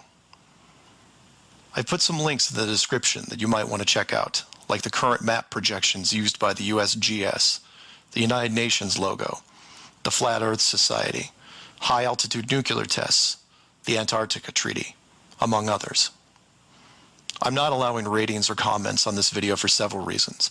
One, this topic seems to bring out the worst debates because of the initial denial. That, and I've seen dedicated trolls on the Flat Earth Society website who show up every day and say the same thing to new forum members. It's a joke. It's not serious. Nothing to see here. Kind of strange that there are full-time trolls on a site that has less than 500 members worldwide. That being said, please feel free to contact me at msargent23@comcast.net, or heck, just call 303-494-6631. I know no one uses the actual phone anymore, but I'll answer what I can. Flat Earth Clues Part 1, The Empty Theater. This is part of a series of clues that can help you get your head around both the design of the flat Earth system we live in and who has been involved in the deception to hide it from you. The clue you have to look at is built upon another conspiracy that has been around for decades, namely the space program. Most of those watching this are aware of the varying theories revolving around NASA, the Apollo program, the space shuttle, the International Space Station, and so on. The clue itself isn't based on one of these highly debated topics, but the lack of one, more specifically, motion pictures based on actual events. This, like others in the series, is something you can check out for yourself. Everything you need to reference this is online. To begin, think of all the movies involving space travel that you've seen in your lifetime. You'll start with the obvious: Star Wars, Star Trek, Alien, just to name a few. In fact, if you go through your own personal list, you could probably come up with over 100 different off-world movies without breaking much of a sweat. That part is easy. For the second group, try to come up with space movies that aren't fantasy-based. You'll get a list that has Red Planet, Gravity, Mission to Mars, 2001, things like that. These films will usually take on a not-so-distant future theme and where we could be down the road. And it's still a pretty good-sized list. These first two groups of films are encouraged by the authority. because they reinforce the globe model through assumption. The entertainment system demands that the globe view and solar system concept is a given. Therefore, the actual worldview must also be true. Or to put it another way, if you're using your suspension of disbelief as you watch a movie like, say, Gravity, then subconsciously you're reinforcing the movie right on top of the real world. The more of these movies you watch and enjoy, the more the lines blur between what you want to believe and what you actually know. Watch enough movies about Mars, and you will be less astonished when NASA announces an actual mission to Mars. Same with the moon, other solar systems, and so on. Releasing the movie 2001: A Space Odyssey in 1968, right before the actual moon missions, was no accident. It took the greatest director of all time 5 years to make, and several people who saw the theater screenings claimed that many military groups were listed in the credits, only to be removed years later. But 2001 is just a side note of this clue. For those who really want to dig into Stanley Kubrick's hidden vision, I highly recommend the documentary Room 237. A link to it is below as well. Now you are aware of the first two groups of space films. There are those that contain generous amounts of fantasy, and those who try to paint our near future. These two groups are easy to find. The third group is a challenge, and again, that's where things get interesting. The moon missions concluded in 1972, and even though it's still considered the greatest achievement by mankind, no fact-based movies were made regarding it until The Right Stuff was released in 1983. Now you might say that it had only been 11 years, and maybe it was tough to get the rights, and so on, but that's not what made the film interesting. The movie ran extremely long for 1983, coming in at 3 hours and 12 minutes. It was an exhaustive look at the astronaut selection process, the competition, and the training facility itself. But when the credits rolled 3 hours later, chronologically, they had only gotten to the low Earth orbit missions. Just for fun, Google The Right Stuff movie and see how many spacecraft you can find. It won 4 Academy Awards and did a great job at the box office, but the Apollo missions were never touched. The only other major motion picture that involved the actual moon program was Apollo 13 in 1995, a full 12 years later.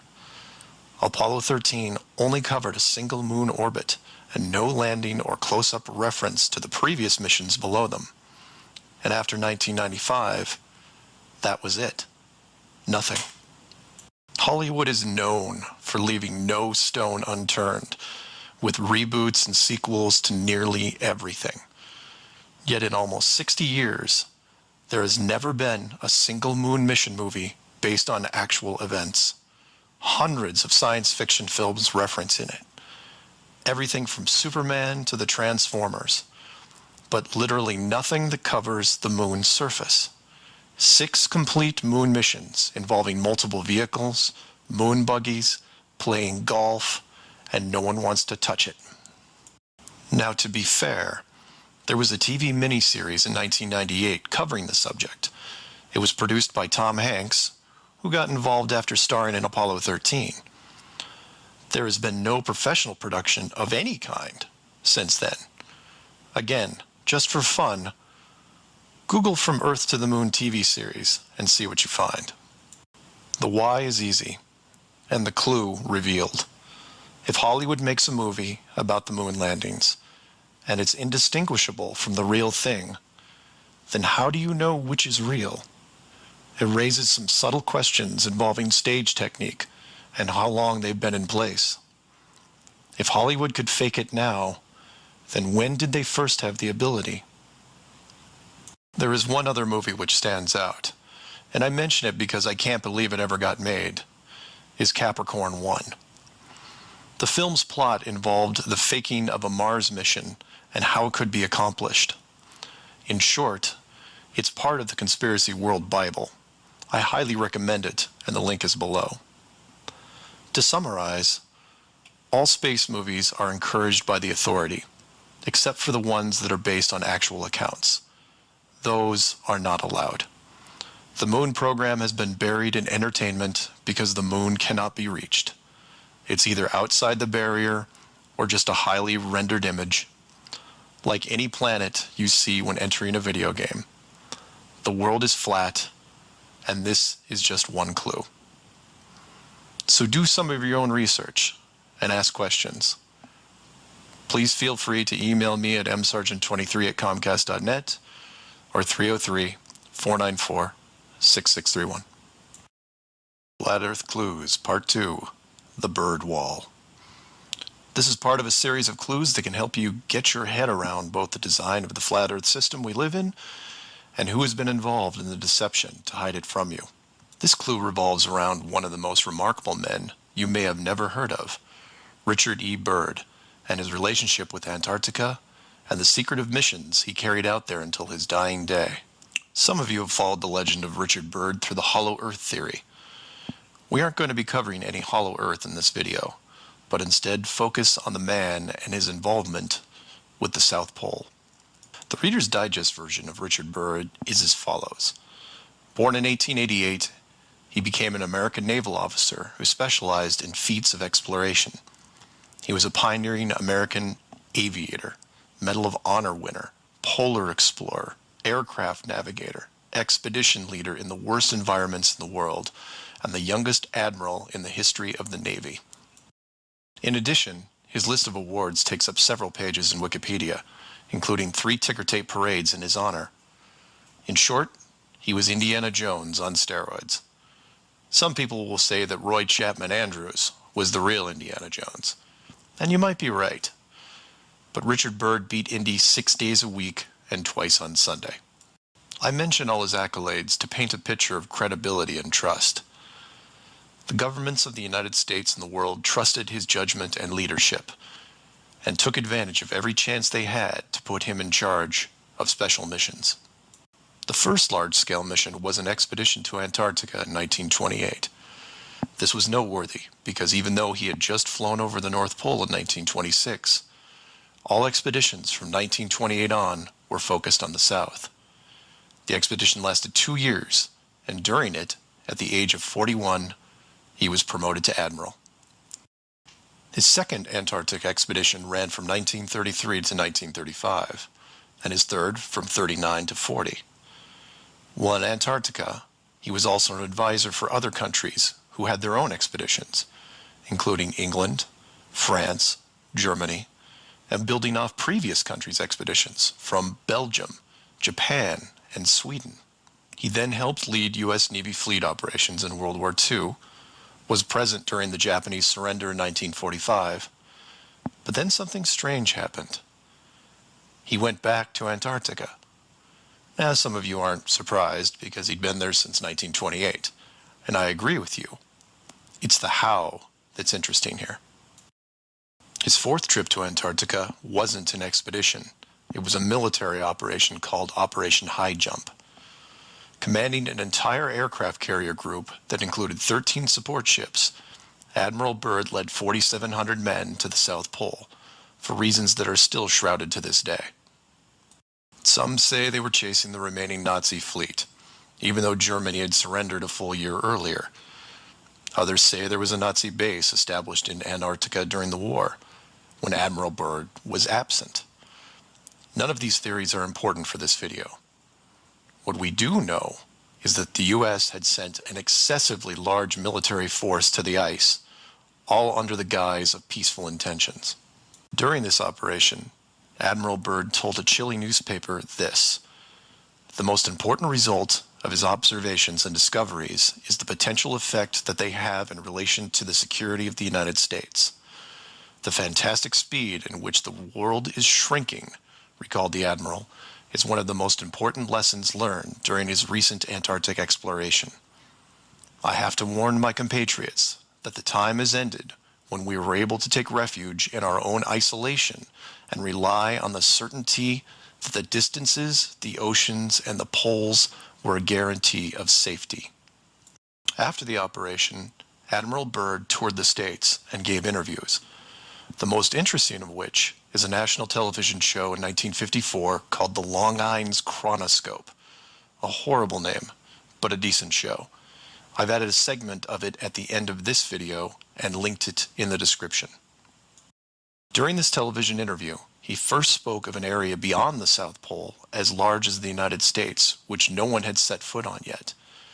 He then went on to say that there would probably be expeditions year after year because the U.S. government had really become interested. The interviewers then probed as to why the interest in the South, when any perceived military threat from Russia, keep in mind this was 1954, would be from the North. He went on to say that it was the most valuable and important place in the world for science. It involved the future of the nation, an untouched reservoir of untapped resources, including coal, oil, minerals, and uranium. He added that at the time of the interview, there were 7 nations currently engaged in Antarctica, including Russia, Australia, Argentina, Chile, and New Zealand. During the interview, the Admiral talked about planning the next military mission to Antarctica. It was called Operation Deep Freeze and ran from 1955 to 1956. The mission was completed, and he supposedly returned home. Now this is where you come in and say, so what? And normally I'd agree with you, except for what happened next. Nothing happened next. The missions just suddenly stopped, and that was it. No other expeditions, military or otherwise, were conducted on the continent, ever. Then a treaty was put in place banning any country from doing basically anything. The end. And if you're wondering what you're missing, it's this. Admiral Byrd goes on television, says that this massive body of land, most of which sits on a plateau 2 miles high, is rich with every resource you could ever want, energy rich, pristine, with no indigenous population or plant life, and every country that has sent teams is ready to carve it up like a big turkey. Not to mention, there's an expanse of land larger than the United States they haven't even looked at yet. And out of the blue, everyone just calls the whole thing off? There are no environmentalists in 1959. This is land of diner food and 20-cent gas. I'm calling total BS on this one. The dollar value of the initial resources find would have fueled armies of greedy companies. So what happened? They found the edge, that's what. And the last thing they were going to do was let unsupervised companies near it, regardless of the money. Even if it was hundreds of miles away, you couldn't allow resource corporations even into a safe area, and then years down the road as they expanded, tell them, oh, sorry, you can't go beyond this point. When the companies ask why, what would you tell them? And now the interior of Antarctica is off limits, with no revisions until the year 2041. You can take tours of the outer islands, but there is a hidden line enforced by the military that you will not be able to cross, because the interior is actually the exterior edge. It's there, it's hidden, and it's protected. The Earth you live on is flat. So do some of your own research and ask questions. Please feel free to email me at msargent23@comcast.net or 303-494-6631. Our very distinguished guest for this evening is Admiral Richard E. Byrd. The North Pole used to be a no man's land, but these are the days when, by buying a ticket on a commercial airliner, you can fly across the North Pole and drink a cocktail at the same time. You know, only 60 or more years ago, about 35 years ago, our guest tonight found out whether there was any land north of the North American continent. He made that first discovery flight, and I must say that Admiral Byrd, our guest tonight, is not only our greatest living explorer, but he's been an inspiration to countless Americans. Admiral Byrd, you've been to both the North Pole and the South Pole. Is there any unexplored land left on this Earth that might appeal to adventurous young Americans? Yes, there is. And not up around the North Pole, because it's getting crowded up there now, because they find out it's really usable, not only to live in, but militarily. But strangely enough, there's left in the world today an area as big as the United States that's never been seen by a human being. And that's beyond the pole, on the other side of the South Pole, from Middle America. And I think it's quite astonishing that there should be an area as big as that unexplored. That's a tremendous challenge. So there's a lot of adventure left down at the bottom of the world. Well, Admiral, an expedition to which I believe you're the advisor is now en route. What is that expedition doing? Well, that's the icebreaker Atka, and it's a reconnaissance expedition. It's going down to the South Pole area to make certain observations and to look for some bases. They will be back in April, and they will report back, and upon the information we get from that undertaking, we will base the bigger expedition that's to follow. Is that very definitely planned, or is that... that is being planned right now. So I'm willing to say to you that there will be a number of expeditions that will follow, I think, year after year, at the bottom of the world, because the government has really become interested. Well, Admiral Byrd, I can understand, I think everybody can, the interest in the North Pole because it's so near our greatest challenger, Soviet Russia. But why this interest in the bottom of the world? Nobody living down there, is there? No, it's pretty cold. There's only one permanent resident, that's the emperor penguin. The little ones live further north. I tell you one reason they're interested. It's by far the most valuable, important place left in the world for science. That's why the scientific groups all over the nation are really interested. But more important than that, it has to do with the future of the nation, those to come after us, or even during your lifetime, because it happens to be an untouched reservoir of natural resources. And you know, as the world shrinks with an ever-increasing acceleration, far-flung places, once useless, like we thought the North Pole was, and no man's land, become very useful. The bottom of the world will be important, not only to us, but to our allies. I was going to ask you, does it have military importance? It has some, and as the world shrinks, it will continue to shrink with an ever-increasing acceleration, thus bringing these places closer.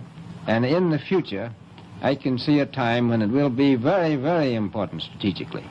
Well, has the development of air power increased the strategic importance of places like the very much Palma Peninsula, was it? Very much so. Even now, if anything happened and we lost the Panama Canal, we would have to control the islands just north of Antarctica, which are part of Antarctica. Then between there and Cape... Admiral, you speak of the resources of Antarctica. What are they? What are the natural resources there? Well, we've found enough of coal within 180 miles of the South Pole in a great ridge of mountains. It's not covered with snow, enough to supply the whole world for quite a while. Well, that's the coal. Now, there's evidence of many other minerals. We are pretty sure there's oil. Now, that coal shows the bottom of the world. Now, by far the coldest spot in the world. Where that coal is gets 100 below zero in the winter. Well, it was once tropical. So we think there's oil there, and there's evidence, probably uranium there. Is it any secret? Is there uranium there? That would be the only thing that would be practical to actually go after, I suppose. Everything else would be economically unfeasible, wouldn't it? Well, as we recklessly expend our resources, the time will come when we'll have to go after that stuff down there. Well, you know, I avoided what you said about uranium. I'm not sure about that. I don't want to have the world fight over the Antarctic. And is there a competition among other nations to try to get information about Antarctica and possibly to secure some of these resources? Well, yes. There are now 7 nations very much interested. Russia is interested tremendously. That I'm sure of. Australia has an expedition down there. The Argentine, the Chile, New Zealand, Britain, and so on. Now, you can understand those people down there being interested because they live down there. The New Zealanders, the Argentinians, the Chileans, and the Australians.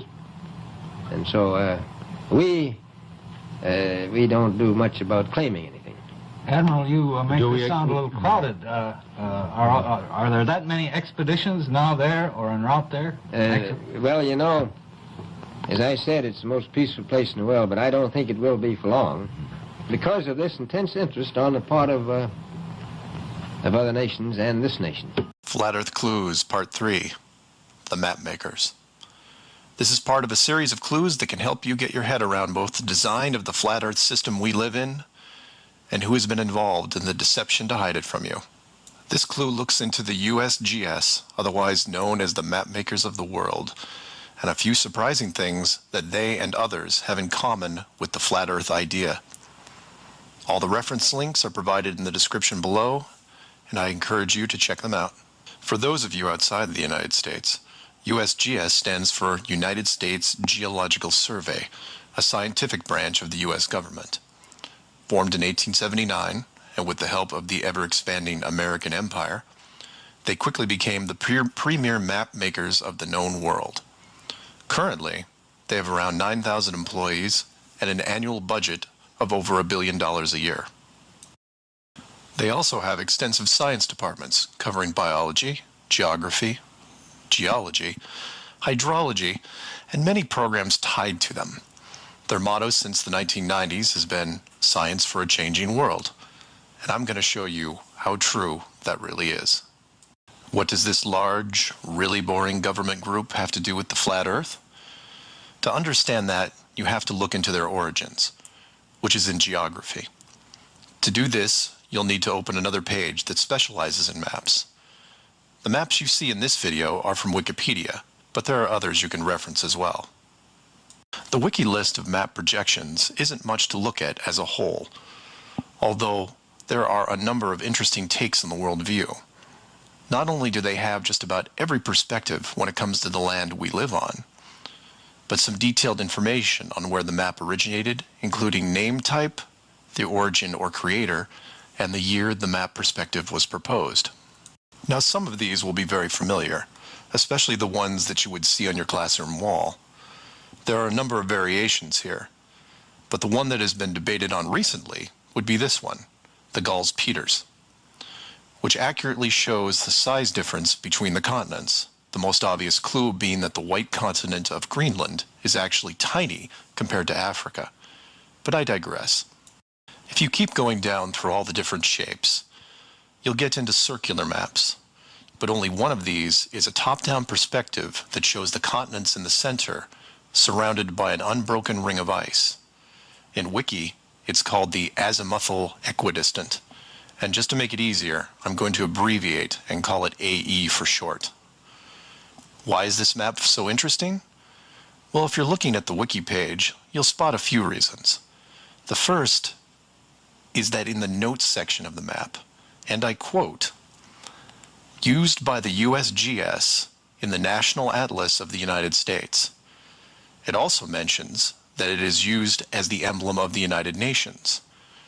Of all the maps on this screen, it is the only one that references a group of any kind. And if you keep this page open and navigate over to the Flat Earth section of Wiki, you'll notice towards the bottom of the page a similar map. I've referenced it here, and you can tell quite easily it's identical, but not referenced or linked as the AE model. To make things even more strange, we go back to the USGS model, and you see that it was first proposed 1,000 years ago, and you may think, well, that's a bad link. So you compare it with the person who proposed it, and you get this guy, Al-Biruni. Who was Al-Biruni? Well, he lived around 1,000 years ago and was considered one of the greatest scholars of his era, schooled in multiple sciences. Have you ever heard of him? I hadn't. Maybe it's multiple bad references in Wiki. Well, no, because NASA knows who he is and named this moon crater after him. So why is the USGS using a version of the world map designed by a 1,000-year-old Persian scientist because it's correct. That's why. So to be clear, let's compare them again. The United Nations flag, the USGS official map of the Earth, and the flat Earth model. All identical, but one isn't recognized and instead ridiculed as an outdated look at the world. And this is one of those political quandaries that the authority gets stuck in. The short version is this: the government is on the same page as the flat Earth, but they can't admit it, even in confidence. We know the Earth isn't flat, they say, but it really is. We know you use the same map as we do, but ours is just an image. And anyone who says differently is obviously crazy. It makes you wonder how long the USGS has been using that model as an official reference. The United Nations started using it for their logos in 1945, and then made some final adjustments in 1947. And the UN flag also raises a few questions, like, why isn't Antarctica represented on the map? Is it supposed to be assumed in the outer circle, or perhaps the spiky olive branches on the outside? They don't mention it anywhere online. And this is what I like to focus on: the gaps, the holes in the plot, the unanswered questions. The USGS using the same map as the flat Earth, but not saying why, not recognizing it, or that you can't link the very same image from the Flat Earth Wiki back to the actual AE definition of the projection. The authority figured out in the 1950s all of the borders of our enclosed world, and have done a great job hiding it over the decades. But the world's a complex place, and there are clues out there just lying around. I think it's time you saw some of them. So do some of your own research and ask questions. Please feel free to email me at msargent23@comcast.net or 303-494-6631. Flat Earth Clues, Part 4, Shell Beach. This is part of a series of clues that can help you get your head around both the design of the flat Earth system we live in and who has been involved in the deception to hide it from you. This clue covers the near-perfect design of the flat Earth model and will break down some of the logic behind the decisions made. It sounds like a big task, and it is. But to start, let's look at something small, like this little guy. Take an ordinary mouse and put it into a glass cage. It doesn't have to be a mouse. It could be a snake, a lizard, an insect. It makes little difference for this exercise. People identify with mice because they're used to seeing them in lab experiments. Mice also don't have any sinister connotations. They're seen as relatively innocent and benign, the perfect test subject, as it were. I have yet to meet anyone who has a bias against the lab mouse. So the mouse goes into the box for the first time, and the reaction is always the same. It explores its surroundings, and more importantly, tests the barrier around it, probing for exits or potential exits. The mouse inspects every inch of its new glass home, and at some point settles into the acceptance that the walls are indeed solid and that it may be there for a while. Every so often, it will repeat the process, again checking the boundaries of the cage, just in case something has changed. What it doesn't do is act like it would in the wild, because it realizes that it's in a form of captivity. The glass box doesn't even remotely resemble its natural environment. You could put this box in the middle of a forest and the mouse may feel slightly better about its situation, but it still knows that it's been trapped against its will and will settle into a non-native lifestyle. You could take all the other small animals that could be substituted for a mouse, the snake, the lizard, the insect. It makes no difference. The result will invariably be the same. Repeated probing for escape routes, then acceptance. Take the same animal and now put it into the middle of a 100-mile square wildlife preserve, surrounded on all sides by a similar type of glass enclosure. The creature doesn't even bother to rush the size of the preserve and start testing the boundaries, mostly because it's out of visual range. It could be days or even weeks before it even encounters a single fence. The animal's routine is spent doing what it normally would do. It eats, it sleeps, it breeds. It does everything that it would naturally do in the wild. If one day the animal approaches the fence, there might be some curiosity, but any anxiety is quickly resolved by just turning around and heading back into the vast expanse from which it came. The fence does not pose a potential problem for the animals in the preserve because it is so small compared to the expanse they live in, and dwelling on it doesn't hold any interest. We're assuming here that the fence is high enough to discourage flying creatures as well, deep enough to stop burrowing classes, and if you want, reaches the floor of any nearby bodies of water, stopping any clever aquatic types. The point here is that all creatures great and small inside a giant wildlife preserve, when encountering the fence, wouldn't care. They would all, in their own way, just shrug and move on with their lives. However, if you take a human, male or female, regardless of education or nurturing, and put them in the exact same wildlife sanctuary, the response would be quite different. When the human approaches the glass fence, they don't see it as a minor distraction. They pause, they wonder, and more importantly, they ask questions, either internally or amongst others. Why is the fence here? How far does it reach? Can I dig underneath, or climb over, or go around it? These questions continue in a way you might imagine, but eventually, a bigger question jumps to the top of the list. Who built the fence? It is that which changes not only the type of questions being asked, but how the human being, or beings, look at their world. The giant wildlife preserve suddenly gets smaller. Each new fence border discovered starts to artificially constrict their expanse, even though the dimensions haven't changed. Before long, the preserve, their home, loses some of its relevance.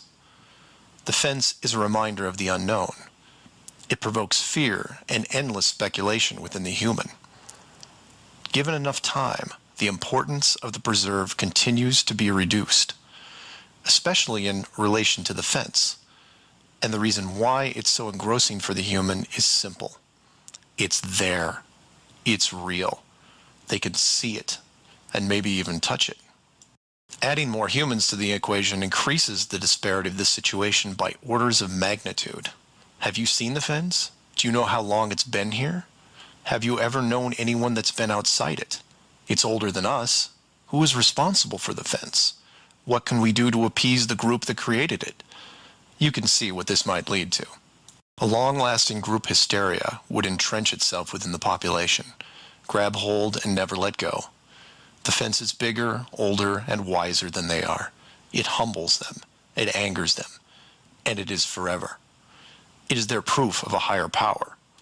Maybe not God, but certainly God-like. No civilization, regardless of technology, discipline, or age, would be able to cope with the existence of it. For the human psyche, there are just too many questions that go unanswered. Life would never be able to progress normally. To summarize, a garden variety wildlife preserve would work for 99.99% of all the world's life forms. For human beings, however, you would need to make some modifications, or really just one big one. So let's take a look at a few examples of how this could be accomplished, and from there expand it. The first failed example can be seen in the 1998 movie Dark City. This is a good starting point to get you in the right mindset. The premise here is that an advanced race creates a small flat Earth area, complete with a traditional dome. The design, however, is initially flawed in that they built the city all the way to the outer edge, leaving no room for error. To compensate for this, they altered the memories of the human population on a regular basis, therefore repressing any long-term investigations. However, in movies, there are always anomalies, like the police officer who realizes that even though he remembers visiting a place called Shell Beach, there is no way to reach it, because Shell Beach is outside of the flat world and never existed. He just keeps going around the circular city that has no exits. In the end, another man, the hero of the movie, makes it to the edge, steals the advanced race's power, and creates an ocean, which really should have been there in the first place. Move from there to a movie released only 4 months later called The Truman Show. Inevitably, all flat earthers have to take a hard look at this movie from a technical point of view. The movie follows the same lines as Dark City, but in a much more relatable premise, that of a giant television stage built so that the outside world can watch a person go through his life without any knowledge that he is living inside a flat world, surrounded by a physical dome. The movie is interesting on several levels, including construction. Using their existing model of a small town, bordered on one side by a large lagoon and wilderness, and the other a seemingly expansive ocean, while better than Dark City, still had its flaws. For one, it was less than 20 miles across, and even though Truman's desire to explore was repressed, there was still a chance that he would venture to the outer edge, which is where the movie ended.